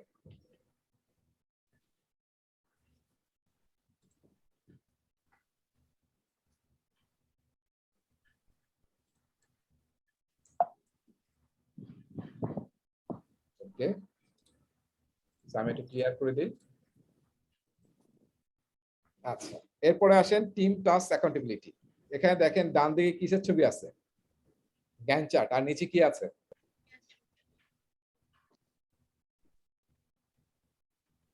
Kanban board. কানবান বোর্ড, তাই না? যেখানে সুইম লেন থাকে। হ্যাঁ, ভার্টিক্যালি আসলে কি থাকে? ভার্টিক্যালে বা হরিজন্টাল আমরা কিন্তু সুইম লেন মেইনটেইন করি, তাই না? এবং এই আইটেমগুলো সুইম করে আসলে শেষের দিকে যায়। এই যে আমরা ট্রেডিশনাল প্রজেক্টে উপরেরটা ইউজ করি জেনারেলি খুব বেশি, গ্যান্ট চার্ট। যারা ট্রেডিশনাল প্রজেক্ট করে আসছেন, স্পেশালি কনস্ট্রাকশনের বা কোনো এরকম ধরনের ইঞ্জিনিয়ারিং প্রজেক্টে দেখবেন গ্যান্ট চার্ট মোটামুটি ম্যান্ডেটরি টাইপের, ওরা এটা ফলো করে। এবং এটা কে অ্যাসাইন করে? মেইনলি দেখা যায় প্রজেক্ট ম্যানেজার নিজে এটাকে অ্যাসাইন করে, যদিও আমরা চাবো যে সবাই মিলে যাতে করা হয়। আর অ্যাজাইলে আমরা কি করি? নিজেরা সাইন আপ করে, তাই না? নিজেরা কিন্তু সাইন আপ করে যে এই কাজটা আমি করব। এই কথাটা দেখেন এখানে খুব সুন্দরভাবে বলা আছে, encourage team members to self organize in determining what work needs to be done, how to perform the work, who should perform it. তাই না? এই তিনটাই কিন্তু করবে হচ্ছে অ্যাজাইলে নিজেরা করবে। আর ট্রেডিশনাল প্রজেক্টে যদিও অনেক সময় প্রজেক্ট ম্যানেজার করে, কিন্তু আমরা এখন থেকে কি করব? একটু অ্যাজাইল হওয়ার চেষ্টা করব, সবাইকে ইনভলভ করে করব, তাহলে আসলে বেটার রেজাল্ট আসবে। এই যে team commits to perform work in an iteration, তাই না? প্রতিটা ইটারেশন শুরুতে আমরা কমিট করি। ইটারেশন প্ল্যানিং এর মেইন উদ্দেশ্য কি? সবাই মিলে কমিট করলাম যে আমরা এই কয়েকটা জিনিস ডেলিভার করব টু অ্যাচিভ দ্য গোল। এই যে মেটা উল্টা হয়ে বসে আছে না, মানে কি? রেট্রোস্পেক্টিভ মানে কি? রিফ্লেক্ট করা। এই যে আমরা 2 সপ্তাহ কাজ করলাম, এখন রিফ্লেক্ট করে দেখব, হ্যাঁ, ব্যাক পিছন ফিরে দেখব যে what we did well, what we did wrong, how can we improve. ঠিক আছে, সেটা হচ্ছে রেট্রোস্পেক্টিভ, যেটা আমরা ট্রেডিশনাল প্রজেক্টে লেসন লার্ন বলতেছি। এবং এই যে 5টা স্টেপস, এই স্টেপস গুলো নেওয়া হয়েছে যে অ্যাজাইল রেট্রোস্পেক্টিভ বই থেকে, ইথার ডার্বির বই আপনাদের দেখবেন যে দেওয়া আছে, ইথার ডার্বি। সো খুবই পপুলার একটা বই, সব অ্যাজাইল টিম বা যারা অ্যাজাইল প্র্যাকটিস করে সবাই এই বইটা পড়তে হয় আর কি। একটা মানে ওখানে দেখবেন যে রেট্রোস্পেক্টিভের এই 5টা স্টেপ বলা আছে, এবং রেট্রোস্পেক্টিভে প্রায় অনেকগুলো টেকনিক বলা আছে যে কিভাবে একটা ভালো রেট্রোস্পেক্টিভ করা যায়। অনেক আর্টিফ্যাক্টস, অনেক টেকনিক, টুলস বলা আছে। সো আপনারা ওটা ইউজ করতে পারেন। এবং বিভিন্ন সেশনে বিভিন্নটা ইউজ করলে লোকজন আসলে আরো বেশি নলেজ শেয়ারিং করতে উদ্বুদ্ধ হবে। আচ্ছা, সবাই একটু দেখেন তো এই 5টা যে স্টেপস, আমরা কি পারবো এই 5টা স্টেপ যে বর্ণনা দিতে, যে কোন স্টেপস কি বোঝাচ্ছে? তার মানে কি, এই রেট্রোস্পেক্টিভ কখন করা হয় মনে আছে? অ্যাজাইলে আমরা রেট্রোস্পেক্টিভ কখন করি? লাস্টে প্রোডাক্ট ডেলিভারির পরে। তাই না? যখন রিভিউ শেষ তারপর আমরা রেট্রোস্পেক্ট করি। আর ট্রেডিশনাল প্রজেক্টে কখন করি?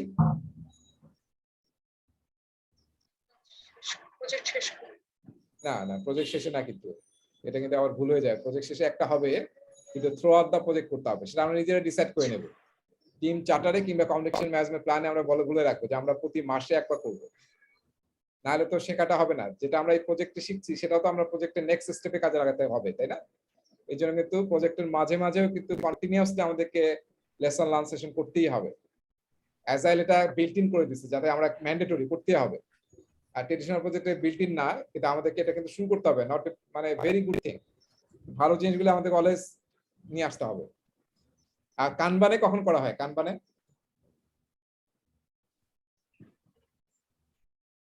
কানবানে কিন্তু একটা নির্দিষ্ট ইন্টারভেলে করা হয়। হ্যাঁ, সেটা নরমালি আমরা কানবানে একটা নতুন ইভেন্ট আছে, আমরা কানবানেও যেমন ডেইলি স্ট্যান্ড আপ হয় স্কামে, তেমনি কানবানে কিন্তু ডেইলি মিটিং হয়।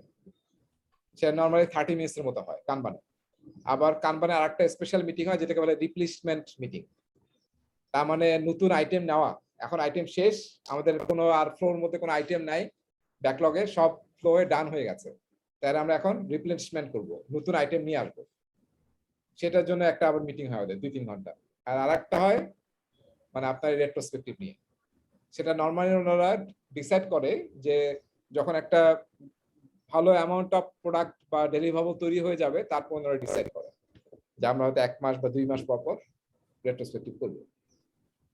তাহলে আমাকে বলেন এই 5টা স্টেপের মধ্যে সেট দা স্টেজ মানে কি? কি করি এখানে আমরা?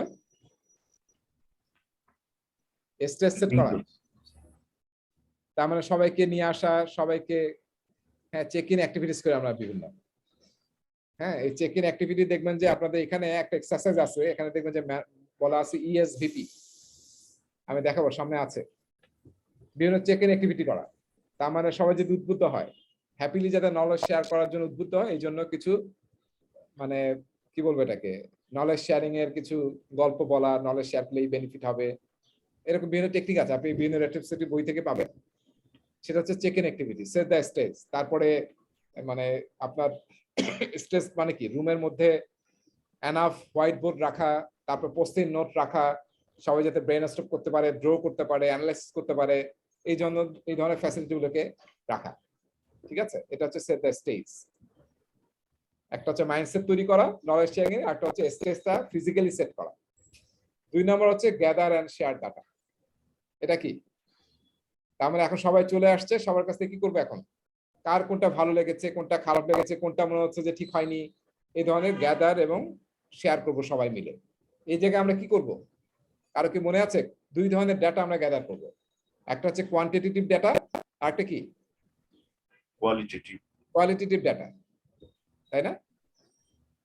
আমাদের কাজ করতে কেমন লেগেছে, আমাদের মুড কিরকম ছিল, যেটার জন্য মুড চার্ট ইউজ করা হয়, আমি বলছি নিকো নাইকো। আবার কোয়ান্টিটেটিভ মানে কয়টা আইটেম নিয়েছিলাম, কয়টা আইটেম ডেলিভারি দিতে পেরেছি, কত স্টোর পয়েন্ট নিয়েছিলাম, কত স্টোর পয়েন্টে ডেলিভারি হয়েছে, কয়টা ডিফেক্ট বেশি এসেছে। কাজ করলে দেখলাম যে আগের ইটারেশনে 10টা ডিফেক্ট ছিল, এখানে আসলে 20টা ডিফেক্ট আসছে। So this are numerical data. Numerical ডাটাকে আমরা বলি কোয়ান্টিটেটিভ, আর যেটা নন নিউমেরিক্যাল সেটাকে আমরা বলি কোয়ালিটেটিভ। সো এই ধরনের ডাটাগুলো আমরা গ্যাদার করি। হয়ে গেল। থার্ড স্টেপে আমরা জেনারেল ইনসাইট। তাহলে এখন আমরা এই ডাটাগুলোর উপর এখন আমরা সবাই মিলে ব্রেনস্টর্ম করি যে কোন জিনিসগুলো আমাদের জন্য কাজে লেগেছে,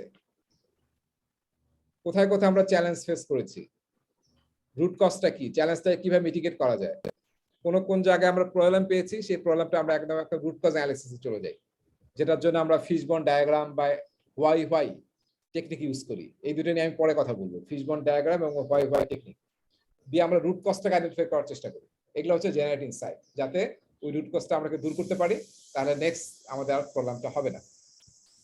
এরপরে আমরা আসলে ডিসাইড করি যে আসলে কোন কোন আইটেম নিয়ে আমরা নেক্সট ইটারেশনে কাইজেন আইটেম বা ইমপ্রুভমেন্ট আইটেম নিয়ে আমরা শুরু করব, সেটা আবার প্রোডাক্ট ব্যাকলগে চলে যাবে। এই ডিসিশনটাকে প্রায়োরিটাইজ করাটাকে সেটাকে আমরা বলতেছি মেক ডিসিশনস। এবং ফাইনালি সবাই যে এরকম একটা কাজে হ্যাঁ স্পন্টেনিয়াসলি হেল্প করলো, নলেজ শেয়ার করলো, এই জন্য সবাইকে থ্যাঙ্কস জানানো, কিছু গিফট দেওয়া, কিছু খাওয়ানো, হ্যাঁ এই সমস্ত করে অ্যাপ্রিসিয়েট করে অন্তত থ্যাংক ইউ বলে আমরা এটাকে ক্লোজ করি। এই 5টা স্টেপস রেট্রোস্পেক্টিভে আমরা ইউজ করি। পরীক্ষায় এই স্লাইড থেকে একটা বা দুইটা প্রশ্ন আসবেই, এবং অনেক জায়গায় আরো রেট্রোস্পেক্টিভ আমরা কথা বলবো, আর এত ডিটেইল আলোচনা করবো না আমরা। এই 5টা স্টেজ প্রতিটা রেট্রোস্পেক্টিভ টিম ফলো করে। আপনারা যখন লেসন লাস্ট সেশন করবেন, প্রেডিকশন প্রজেক্ট বা যাই হোক, এই কয়েকটা জিনিস ফলো করতে হবে, ঠিক আছে? সো দেখেন, এই যে রেট্রোস্পেক্টিভ আমি বলতেছিলাম যে বিভিন্ন চেক ইন অ্যাক্টিভিটি করা হয়, একটা দেখবেন যে আমাদের স্টুডেন্ট ম্যানুয়ালে আছে, সেটার নাম হচ্ছে ইএসভিপি। চেক ইন করার সময় অ্যানোনিমাসলি একটা কার্ডের মধ্যে 4টা পয়েন্ট থাকে: এক্সপ্লোরার, শপার, ভ্যাকেশনার, প্রিজনার। যখন সবাই চেক ইন রুমে মানে ঢুকতে থাকে রেট্রোস্পেক্ট সেশনে, আমরা অ্যানোনিমাসলি তার কাছ থেকে নেই টিক দেয় সে, যে সে কি এক্সপ্লোরার নাকি শপার নাকি ভ্যাকেশন নাকি প্রিজনার ফিল করছে আজকের এই সেশনে। এক্সপ্লোরার মানে হচ্ছে সে আসলে খুবই পজিটিভ, মাইন্ডসেট ওপেন, যে আমি কিছু শিখতে চাই বা কিছু শেয়ার করতে চাই, সে হচ্ছে এক্সপ্লোরার, নতুন কিছু আমরা ডিসকভার করব। আর শপার মানে হচ্ছে কি, যে আমি মার্কেটে গিয়েছি শপিং করতে, দেখি কোনটা যদি পছন্দ হয় তাহলে কিনবো, নাহলে না কিনেই ফিরে আসবো, আছে না নাকি? এই যে ঈদের সময় মার্কেটিং, মেয়েদের সাথে মার্কেটিং এ গেছেন মেয়েরা, আছে এক্সপিরিয়েন্স আবেদন, দেখবেন যে 20টা দোকান ঘুরছে, একটা জিনিসও কেনে নাই, আর আপনি বেচারা পিছিয়ে পিছিয়ে ঘুরতেছেন। হ্যাপেন্ড, ইট হ্যাপেন্ড, তাই না? অনেক ছেলেদেরই অভ্যাস আছে। সো এটা হচ্ছে শপার, মানে আমি দেখি যে ঘুরে ফিরে দেখি, যদি কিছু ভালো পাই তাহলে নেবো, না হলে নিলাম না। ভ্যাকেশনার মানে হচ্ছে আমার আসলে কাজ করতে ভালো লাগতেছিল না, একটা রুমের মধ্যে আছি, সবাই মিলে একটা রুমে জড়ো হচ্ছে এখন, যা ছুটিটা কাটায় আসি, মানে খুব একটা ভালো মোডে না। ভ্যাকেশনে যেমন কোনো ইফেক্টিভ কাজ করি না আমরা, সেরকম একটা ইফেক্টিভ কিন্তু হবে না। প্রিজনার মানে যে কেন রেট্রোস্পেকশন প্রতি ইটারেশন পরপর করতে হচ্ছে, খুবই বিরক্তিকর একটা কাজ। আমি বোধহয় কোনো ব্রেক দিইনি না, চলে যাচ্ছি, কারো কষ্ট হচ্ছে? আমি হয়তো ভুলেই গেছি, আমরা মনে হয় একবারে ব্রেক নিতে পারি নাকি, আর 15 মিনিট ক্লাস করে, 15-20 মিনিট, ঠিক আছে? সরি আমি ভুলে গেছিলাম, ওই কেনাকাটা করতে গেলে ভুলে গেছি আর কি। কিনতে গেলে সব ভুলে যাই না, কিনতে সবার ভালো লাগে। আমার নিজের কিছু কেনার অভ্যাস আছে, সেটা হচ্ছে আপনার স্টেশনারি, কোনো যদি স্টেশনারি দোকানে যাই তাহলে আমার কলম কিনতে হবে, যত কলম থাক, নতুন নতুন বিভিন্ন ডিজাইনের, বিভিন্ন কালারের। হ্যাঁ, আমার টুল বক্সে অনেক বিভিন্ন কালারের কলম থাকে, এবং আমার পছন্দ হচ্ছে আপনার ইয়াতে বই বিচিত্রা, গুলশানেরটাতে যাবেন, খুবই চমৎকার চমৎকার আইটেম পাওয়া যায় স্টেশনারি। আমি গেলেই কিছু টাকা নষ্ট হয়ে যায় আর কি, এবং এটা আমি লুকিয়ে রাখি, কারণ আমার ওয়াইফ দেখলে আবার খেপে যাবে। আর একটা আছে বই কেনার রোগ আছে। তার মানে এই 4টার মধ্যে কোনটা সবচেয়ে ভালো? এক্সপ্লোরার। এক্সপ্লোরার, তাই না? ইভেন এটা বলা হয়, যদি আপনি দেখেন যে অ্যানোনিমাসলি ভোট দেওয়ার পরে কারো নাম থাকবে না, কে কোন ভোট দিয়েছে, আপনি অ্যাজ এ স্কাম মাস্টার দেখলেন যে বেশিরভাগ লোকজন প্রিজনার ফিল করতেছে, তাহলে বলা হয় যে সবাইকে একটু গল্প করে থ্যাংক ইউ জানিয়ে চাটা খায় আজকে সেশনটাকে বন্ধ ক্লোজ করে দেওয়া আধা ঘন্টার মধ্যে। কারণ সবাই প্রিজনার ফিল করছে, এখানে তো আসলে কোনো ভালো আউটপুট আসবে না। সো তার মানে কি করতে হবে এখন? নেক্সট ইটারেশনের মাঝখানে as a scrum master you have to work on your team, যে নলেজ শেয়ার করলে কি বেনিফিট হবে, হ্যাঁ আমাদেরকে ফাইন্ড আউট করা দরকার কোন কাজগুলো খারাপ হচ্ছে, কিভাবে আমরা কন্টিনিউয়াসলি ইমপ্রুভ করতে পারি, ইন্সপেকশন অ্যাডাপ্ট করতে পারি, এগুলো নিয়ে উদ্ধৃত করতে হবে যাতে নেক্সট সেশনটা ইফেক্টিভ হয়। কিন্তু সব প্রিজনারদেরকে নিয়ে যদি সেশন করেন, কোনো আসলে ভালো কিছু আসবে না। এবং আমরা যে 4L এই শব্দটা আগে বলেছিলাম, এটাও দেখবেন যে স্টুডেন্ট ম্যানুয়ালে আছে, এটা আপনি সলিউশনে পাবেন। 4L মানে হচ্ছে আমরা যখন ওই যে মানে ডেটা গ্যাদারিং করছি, এটা কিন্তু চেক ইন অ্যাক্টিভিটি না, এটা হচ্ছে গ্যাদারিং অ্যাক্টিভিটি। কি কি আমরা এই ইটারেশনে লাইক করেছি, কি কি আমাদের ল্যাক হয়েছে, নতুন কি আমরা শিখেছি, সবাই আলাদাভাবে এক বা একাধিক পোস্টের নোটে লিখে যা এই সেকশনে অ্যাটাচ করে দিব। লং ফর মানে কি, অনেকদিন থেকে চাচ্ছি কিন্তু এখনো করতে পারছি না, এরকম একটা আকাঙ্ক্ষা থাকে না সবার, যে আমরা এটা করতে চাই, সেটা হচ্ছে লং ফর। এই আইটেমগুলোকে আমরা এইভাবে মানে গ্যাদার করি। তারপর এইভাবে আমরা করতে পারি কিপ, স্টপ, স্টার্ট। কোন কোন জিনিস আমাদের কিপ করা দরকার, কোনটা কোনো রেজাল্টই দেয়নি, খারাপ করেছি আমরা, এই প্রসেসটা ভালো না বা অ্যাকশনটা ভালো না, আমরা স্টপ করবো যাতে নেক্সট ইটারেশন না করি, এবং কোন কোন জিনিসগুলো আমরা এই ইটারেশনে বা নেক্সট ইটারেশন আমরা শুরু করব। এটাকে আমরা বলি কিপ, স্টপ, স্টার্ট। এটা আপনি ইউজ করতে পারেন। ঠিক আছে, সো ডান। হ্যাঁ, লাস্ট টপিক আজকে আমরা যেটা পড়বো, হ্যাঁ, সেটা হচ্ছে ওই দেখবেন এই দুইটা স্লাইডে একই কথা আছে যে আমরা ডাব্লিউবিএস এর থ্রুতে টেলিভিশন প্রজেক্টে করি, আর নরমাল প্রজেক্টে আমরা অ্যাজাইলে আমরা ওই টিমই আসলে নিজেদেরকে অ্যাসাইন করে। আর determine and best level of decision making authority, ওই যে আমরা টপিকটার নাম কিন্তু এম্পাওয়ারমেন্ট। আপনারা চেষ্টা করবেন যে যে লেভেলে যতটুকু যাকে এম্পাওয়ার করা উচিত তাকে আসলে সেইভাবে এম্পাওয়ার করা। ঠিক আছে, empower teams to drive their own improvement. এবং এই যে টিমের রেট্রোস্পেক্টিভ নিজেরাই করা হয় যাতে আমরা নিজেরাই নিজেদের ইমপ্রুভমেন্ট আইডেন্টিফাই করতে পারি। কিন্তু কোনো কোনো ক্ষেত্রে আপনি বাইরের এক্সপার্ট নিয়ে আসতে পারেন রেট্রোস্পেক্টিভে। ঠিক আছে, আজকে লাস্ট টপিক আমরা পড়বো, এটা খুবই ছোট টপিক। এই যে আমরা একটু আগে সোয়াট অ্যানালাইসিস করলাম, তারপর টিম নিয়ে আমরা এতক্ষণ ধরে কাজ করতেছি, দ্যাট মিনস, এবং আমরা এইচআর প্ল্যান করেছিলাম বিল্ড এ টিমে, যে আমাদের এইচআর প্ল্যানে কিন্তু একটা অংশ ছিল ট্রেনিং। সো ট্রেনিং কিন্তু খুব ইম্পর্টেন্ট একটা পার্ট প্রজেক্ট ম্যানেজমেন্টের। অনেক সময় কিন্তু এটা আমরা ঠিকমতো আইডেন্টিফাই করি না যে আমাদের ট্রেনিং নিডস আছে কিনা আমার টিমের এবং অন্য স্টেক হোল্ডারের। অন্য স্টেক হোল্ডার মানে কি, আপনার টিমের বাইরেও যারা আপনার সাথে কাজ করবে তাদের ক্যাপাসিটি বিল্ড আপ করতে হবে না? আপনি প্রজেক্টটা শেষ করে অপারেশন টিমকে দিবেন, তাদের ক্যাপাসিটি বিল্ড আপ নাই, তাহলে আপনার এত সুন্দর জিনিস বানায় লাভ আছে? হবে না কিন্তু। So you have to identify who are the stakeholder, যারা এই জন্য তাদেরও ক্যাপাসিটি বিল্ডিং করা দরকার।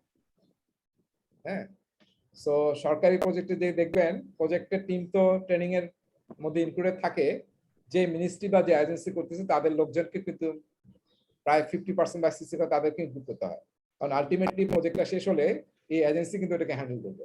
তো তারাই যদি ক্যাপাসিটি বিল্ড আপ না হয় তাহলে প্রজেক্টের আউটপুট দিয়ে আউটকাম এবং কিন্তু ফাইনাল ইমপ্যাক্ট অ্যাচিভ করা সম্ভব হবে না। তো এখানে এই টপিকটা নিয়ে আলোচনা আছে যে আমরা কি কি ট্রেনিং দেব, সেটাকে আইডেন্টিফাই করা, ট্রেনিং নিডস, এবং সেটাকে আসলে এক্সিকিউট করা, প্ল্যান করা, এবং কি কি ট্রেনিং এর মডালিটি আমরা ইউজ করতে পারি সেটা ইউজ করা। আমি এখন একটা ট্রেনিং করতেছি আপনাদের সাথে সাথে, আমি একটা ট্রেনিং করতেছি, এটার নাম হচ্ছে আইএলও একটা ট্রেনিং করতেছি। তো বেশ টাফ লাগতেছে, এত মানে খাটাচ্ছে আর কি, অনেক বেশি নানান অ্যাক্টিভিটি, মানে পুরা সপ্তাহে 3টা পরীক্ষা দিতে হয় এবং মানে প্রায় পড়তে হয় এক একটা বইয়ের সমান আর কি পড়তে হয়, পড়ে পরীক্ষা দিতে হয়। আমি ভাবতেছি যে আপনাদের জন্য এরকম একটা সেলফ গাইডেড একটা লার্নিং ইয়া বানাতে হবে, তাইলে আসলে ভালো হবে আমার কাছে মনে হইতেছে। এমন প্রেশারে ফেসে কোনো ছুটি পাচ্ছি না। আচ্ছা, এখানে একটা শব্দ, দুইটা ওয়ার্ড এখন খুব পপুলার, সেটা হচ্ছে ট্রেনিং এর বাইরে কিন্তু আমরা দুইটা কাজ এখন খুব পপুলার প্রায় সব জায়গায়। একটা হচ্ছে কোচিং, একটা হচ্ছে মেন্টরিং, তাই না?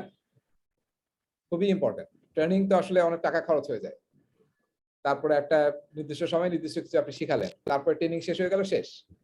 কোচিংটা আসলে লং টার্ম, আপনি যে সিনিয়র যে এক্সপার্ট তার সাথে এক জুনিয়রকে বা নতুন যারা তাদেরকে আমরা যদি ট্যাগ করে দেই তাহলে কিন্তু 6 মাস 1 বছর কিন্তু সে কোচিং করে করে আমরা কিন্তু তাকে একটা এক্সপার্টিস লেভেলে নিয়ে যেতে পারি, যেটা কোনো টাকাও লাগতেছে না। আপনার এমপ্লয়ি আছে তাকে আসলে আপনি কারোর সাথে ট্যাগিং করাই দেবেন। মেন্টরও কিন্তু এক ধরনের প্র্যাকটিস, যেখানে যারা এক্সপার্ট তারা আসলে মেন্টরিং করে মেন্টিদেরকে। এই দুইটাও কিন্তু পাশাপাশি আমাদেরকে প্ল্যান করতে হবে। অনেক অর্গানাইজেশন শুধু ট্রেনিং নিয়ে কাজ করতে, এখন দেখবেন যে বড় অর্গানাইজেশন গুলো ট্রেনিং তো আছেই, এইবারে কিন্তু কোচিং মেন্টরিং নিয়ে একদম এইচআর এর একটা কাজই হয়ে গেছে এখন, কোচিং এর প্ল্যান করা কোয়ার্টারলি, হাফ ইয়ারলি কিংবা সারা বছরের জন্য। কারা কোচ হতে চায়, কারা কোচি হতে চায়, কারা মেন্টর হতে চায়, কারা মেন্টি হতে চায়, এইভাবে কিন্তু কাজ করতেছে অনেক অর্গানাইজেশন। এবং আপনার মাইক্রোসফটের যে এক্সিকিউটিভ বডি আছে মাইক্রোসফট 3টা জিনিস প্র্যাকটিস করে ম্যানেজমেন্টে।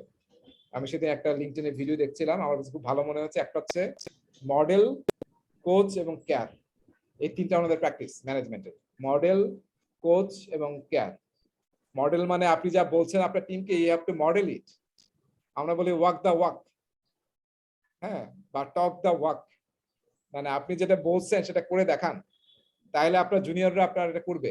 আর খালি বলে গেলাম বড় বড় বক্তৃতা তাইলে হবে না, কিন্তু এটা হচ্ছে মডেলিং। তারপর কোচিং করানো, আপনি যেহেতু অনেকদিন ধরে আছেন মাইক্রোসফটে, 20 বছর 15 বছর, হ্যাঁ আপনি অনেক কিছু জানেন, এটা আপনার জুনিয়রদেরকে শিখান, এটা কোচিং করানো।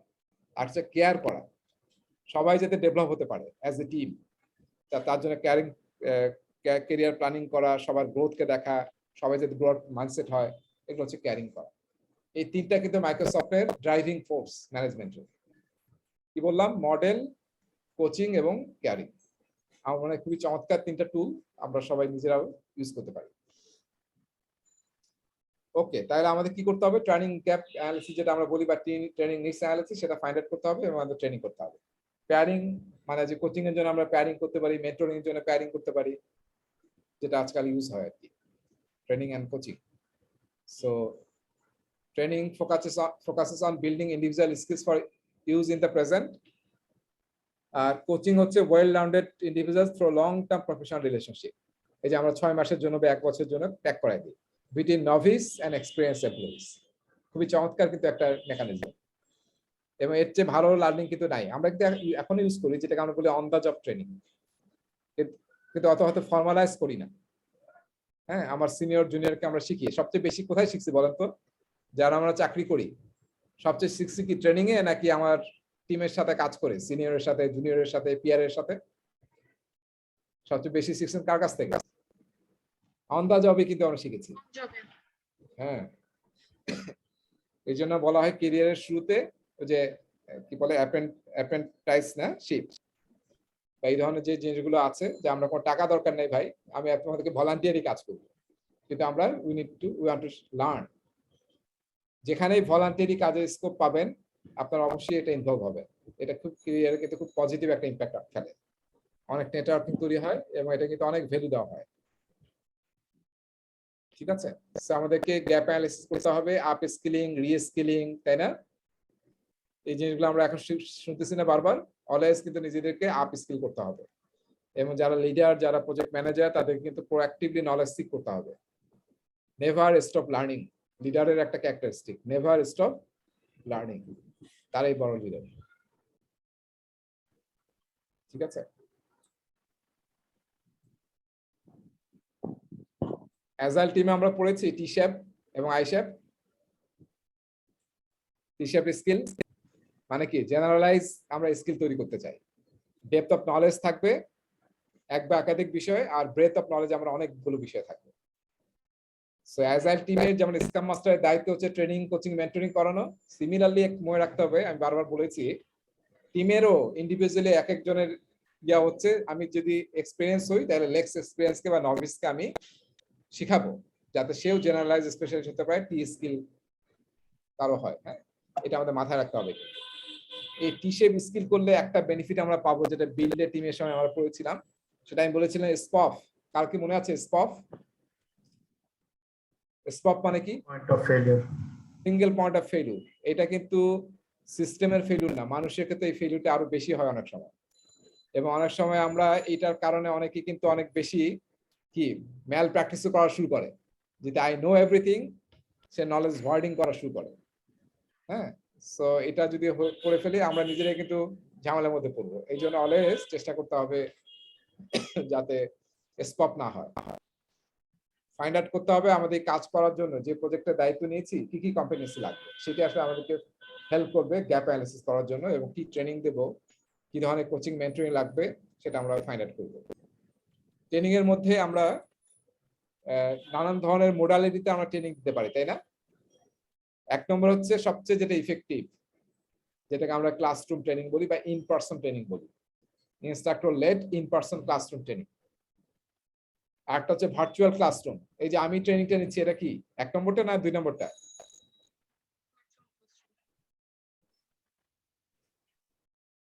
আমার ট্রেনিংটা কি এটা এখন যেটা নিচ্ছি?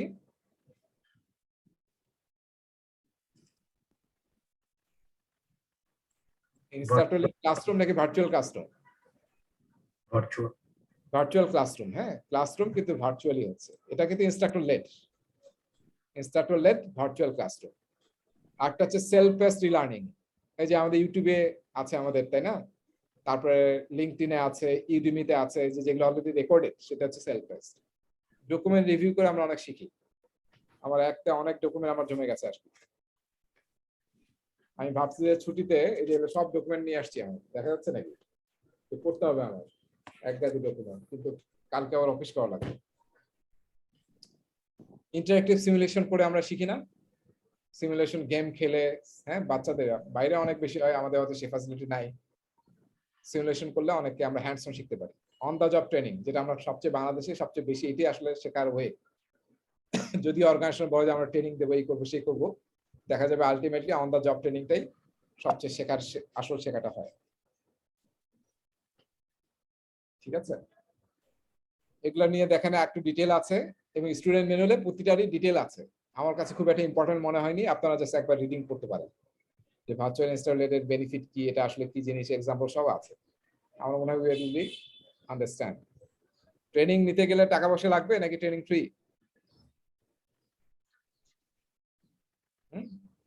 ট্রেনিং এর জন্য অনেক টাকা পয়সা কিন্তু ইনভলভ আছে, তাই না? ইনস্ট্রাক্টরের ফি, ম্যাটেরিয়ালের ফি, ভেন্যুর ফি, ফুডের ফি। হ্যাঁ, তো এই জিনিসগুলো কিন্তু আমাদের মাথায় রাখতে হবে।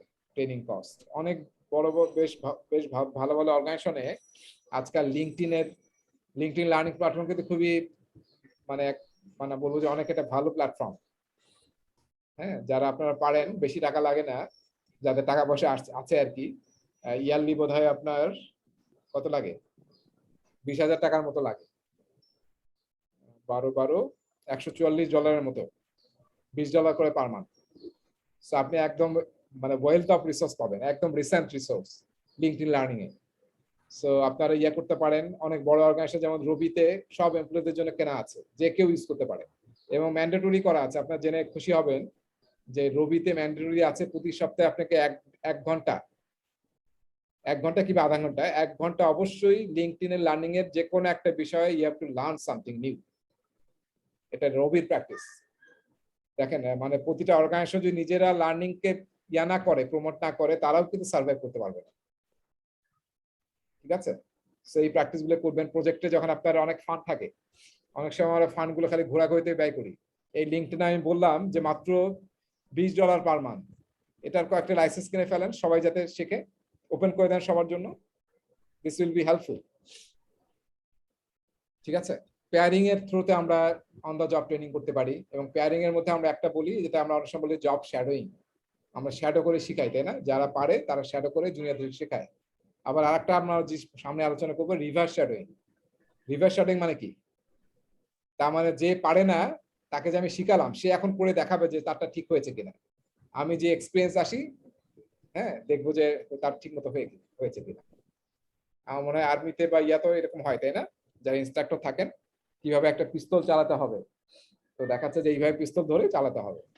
আমি আবার তাকে পিস্তলটা দিয়ে দেখাবো যে সে আসলে ঠিক মতো ধরে টার্গেট লক্ষ্য করে পিস্তল চালাতে পারলো কিনা। এটাকে বলি আমরা রিভার্স শ্যাডোইং। এই জব শ্যাডোইং, হ্যাঁ, এবং রিভার্স শ্যাডোইং করে আমরা আসলে মেইন শেখাটা পাকাপোক্ত হয়। কোচিং নিয়ে আমরা বারবার কথা বলেছি, একটা টপিকে আছে কোচিং এবং মেন্টরিং নিয়ে, সেখানে আমরা আরো বেশি কথা বলবো। তো এটা কোচিংটা হয় একটু লং টার্ম, এবং লেক্স এক্সপিরিয়েন্সের সাথে যারা এক্সপিরিয়েন্স তাদেরকে আমরা ট্যাগ করাই দিই। খুবই ভালো একটা অ্যাপ্রোচ। এই যে আমরা ট্রেনিং করতেছি কেন? পিএমপি সার্টিফিকেশনের জন্য। সার্টিফিকেশন আজকাল এমন একটা ভ্যালু ক্রিয়েট করছে ইন্ডাস্ট্রিতে, যেটা portable to any industry in any country, তাই না? সো যেখানে আমাদের স্কোপ থাকবে রিলেটেড, আমাদের জব রিলেটেড বা আমাদের প্রজেক্টের কাজ রিলেটেড ট্রেনিং গুলো আমরা নিয়ে আমরা সার্টিফিকেশন নেব। আপনারা বাংলাদেশে সরকারি প্রজেক্টে জানেন কিনা, বাংলাদেশে কিন্তু পিপিআর, তাই না? পিপিআর এর এমপিএসএম, তারপরে এমসিপস, অনেক কিন্তু ডিগ্রি আছে, যারা মানে সরকারি লোকজন বেশি করে, প্রাইভেট সেক্টর লোকজনও করে, যেহেতু আমাদের প্রজেক্টে প্রকিউরমেন্টটা অনেক বেশি হয়। সরকারি প্রজেক্টে মেইন হচ্ছে প্রকিউরমেন্টটা খুব ভালো হতে হয়। এর সাথে সাথে প্রজেক্ট ম্যানেজমেন্ট সার্টিফিকেশন পপুলার হচ্ছে, অনেকে এখন পিএমপি করছে, করানো হচ্ছে, অনেক জায়গায় ট্রেনিংও করানো হচ্ছে। আর আরেকটা হচ্ছে আপনার, আমার কাছে মনে হয়েছে যে পিপিপি মডালিটিতে কিন্তু এখন অনেক প্রজেক্ট বাংলাদেশে হচ্ছে, হ্যাঁ, পাবলিক প্রাইভেট পার্টনারশিপে। এইটার কিন্তু আমাদের এক্সপার্টিস খুব কম আছে বাংলাদেশে, আমি কাজ করতে গিয়ে দেখতেছি। সো যারা সরকারি আছেন এখানে বা যারা আগ্রহ আছে, একটু এক্সপ্লোর করতে পারেন পিপিপি, পাবলিক প্রাইভেট পার্টনারশিপে প্রকিউরমেন্ট কিভাবে হবে। এটা কিন্তু অনেক গ্লোবাল সার্টিফিকেশন আছে। তার মধ্যে একটা দেয় হচ্ছে আপনার এক্সিলস ইউকে, ঠিক আছে, C3P3 সার্টিফিকেশন বলে। সো এগুলো কিন্তু এক্সপ্লোর করতে পারেন। আমাদের পিপিপি অথরিটি আছে এবং প্রায় এখন অনেক প্রজেক্ট কিন্তু এই মডালিটিতে হচ্ছে বাংলাদেশ গভর্নমেন্টের, হ্যাঁ, এবং বিগ প্রজেক্ট, ঠিক আছে। যেমন আমার প্রজেক্টে 7টা পিপিপি ইমপ্লিমেন্টেশন আছে, হিউজ ইমপ্লিমেন্টেশন। তার মধ্যে একটা আছে সিএটিপি, তারপরে ডিসেলেশন প্লান্ট, ওয়াটার ট্রিটমেন্ট প্লান্ট, বিশাল ইনভেস্টমেন্ট। সো এই ধরনের এক্সপার্টিস দরকার, আপনারা এটা এক্সপ্লোর করতে পারেন। আমার মনে হয় শেষ হয়ে গেছে না, কোনো স্লাইড ছিল নাকি? আমি দেখি, সরি, একটু 2টা মনে হয় স্লাইড আছে, শেষ আমাদের, জাস্ট কিছুই না। হ্যাঁ, এই যে আমরা বলতেছিলাম, আবার দেখা যাচ্ছে। সো আমরা সার্টিফিকেশন গুলো মাথায় রাখি, কারণ এটা শুধু এখন আমাদের মানে পড়াশোনা একাডেমি দিয়েও আমাদের হচ্ছে না, এখন প্রফেশনাল সার্টিফিকেশন তো অনেক ভ্যালু অ্যাড করছে, যেহেতু আসলে এডুকেশন সবারই আছে, এখন উই নিড প্রফেশনাল সার্টিফিকেশন। এবং এই কাজটা আমরা সবসময় করি, ট্রেনিং এর শুরুতে আমরা একটা বেসলাইন অ্যাসেসমেন্ট করি, তাই না? শুরুতে প্রি অ্যাসেসমেন্ট করি, তারপর ট্রেনিং এর শেষে আমরা আবার পোস্ট অ্যাসেসমেন্ট করি, দেখার চেষ্টা করি যে কারণে ট্রেনিংটা নেওয়া হয়েছে আসলেই যারা ট্রেনিং নিল তারা সেই স্কিলটা বা নলেজটা বা কম্পিটেন্সটা আসলেই আর্ন করতে পেরেছে কি, ঠিক আছে। এটাকে আমরা বলি বেসলাইনের সাথে বা প্রি অ্যাসেসমেন্ট এবং পোস্ট অ্যাসেসমেন্ট, সব ট্রেনিং এ এটা একটা পার্ট থাকে। Alright, so last slide, guideline, create awareness. আমরা কি একটা টপিক ভার্চুয়াল ট্রেনিংটা করতে পারলাম? Okay, invite people to attend training. তারপরে ট্রেনিং যাতে হয়, শুধু ট্রেনিং অ্যারেঞ্জ করলে কিন্তু হবে না, ট্রেনিং এ যাতে সবাই পার্টিসিপেট করে, রেজিস্ট্রেশন করা, সবাইকে নোটিফাইড করা, রিমাইন্ডার দেওয়া যাতে ট্রেনিং এ সবাই পার্টিসিপেট করে, তারপরে রোস্টার করা এবং সবার সিগনেচার নেওয়া যে সবাই আসলে পার্টিসিপেট করেছে কিনা। এই ধরনের মানে অ্যাডমিনিস্ট্রেটিভ কাজ আমরা না করলে কিন্তু দেখা যাবে ট্রেনিং এ অনেক প্ল্যান করলাম কিন্তু লোকজন ফাঁকি দিচ্ছে। অনেকে ট্রেনিং করার সময় খুব ট্রেনিং এ আমাকে রাখবেনই, পরে দেখবেন যে ট্রেনিং শুরু হওয়ার পর আর নাই, ঠিক আছে। এটা কিন্তু আছে, কিন্তু এটা হয় কি টাকা নষ্ট হয়ে যায়, তারপর তার কারণে অন্য একজন ভালো, হ্যাঁ, কম্পিটিশন ভালো লোক সে কিন্তু ট্রেনিং পেল না। এই জন্য এনশিওর করবেন যে ট্রেনিং এর জন্য এত তুমি লাফালাফি করেছো, you must join in the training, এবং তারপরে দেখবেন যে আসলে সেটা শিখলো, এগুলো এনশিওর করতে হবে, নাহলে লোকজন অনেক ফাঁকি দেয়। সরকারি ট্রেনিং এ আবার অনারিয়াম থাকে, ফলে অনেকে অনারিয়ামের জন্য ট্রেনিং করে, এরকম দেখা যায় আর কি। এরকম যাতে না হয়, আসলে আমরা যাতে কিছু শেখার জন্য করি, এটা যাতে কাজে লাগে, ইমপ্লিমেন্ট করতে পারি। তো ঠিক আছে, তাহলে আজকে আমরা এখানে ক্লাস শেষ করি, রমজানে আসলে এনার্জি থাকতেছে না। সো আমরা নেক্সট ক্লাসে আবার নেক্সট শুক্রবারে ইনশাল্লাহ এই মডিউলটা শেষ করবো আমরা। ঠিক আছে, থ্যাংক ইউ। কোনো কোশ্চেন থাকলে করতে পারেন, আমি আরো 5 মিনিট আছি। তাহলে সবাই স্টুডেন্ট ম্যানুয়ালের এই টপিক গুলো পড়ে ফেলবেন, খুবই সহজ টপিক, জাস্ট একবার পড়লে পড়া হয়ে যাবে, এটা আমার মনে হয় সেকেন্ড টাইমে করতে হবে। এবং প্রতিটা টপিকের সাথে অ্যাক্টিভিটি আছে, সেগুলো আসলে কোনো প্রশ্ন না, জাস্ট ডেসক্রিপটিভ প্রশ্ন। অবশ্যই পড়ে সলিউশনটা আপনি অ্যান্সার গুলো দেখে নেবেন সলিউশন থেকে, তাহলে আপনার লার্নিংটা ঠিক হবে আর কি। এই ছোট্ট 3-4টা টপিক পড়ালাম, অবশ্যই স্টুডেন্ট ম্যানুয়াল থেকে ডিটেইল পড়ে নেবেন। আমরা এই স্টুডেন্ট ম্যানুয়ালটাই শুধু পড়বো নাকি সাপ্লিমেন্টারি আছে সেটা? হ্যাঁ, এখন কি ফোকাস স্টুডেন্ট ম্যানুয়ালেই থাকবে স্যার? হ্যাঁ, মেইন ফোকাস স্টুডেন্ট ম্যানুয়াল। আর এখন যে কয়টা টপিক পড়লাম এটা স্টুডেন্ট ম্যানুয়ালের বাইরে পাওয়ার দরকার নেই, স্টুডেন্ট ম্যানুয়ালই যথেষ্ট।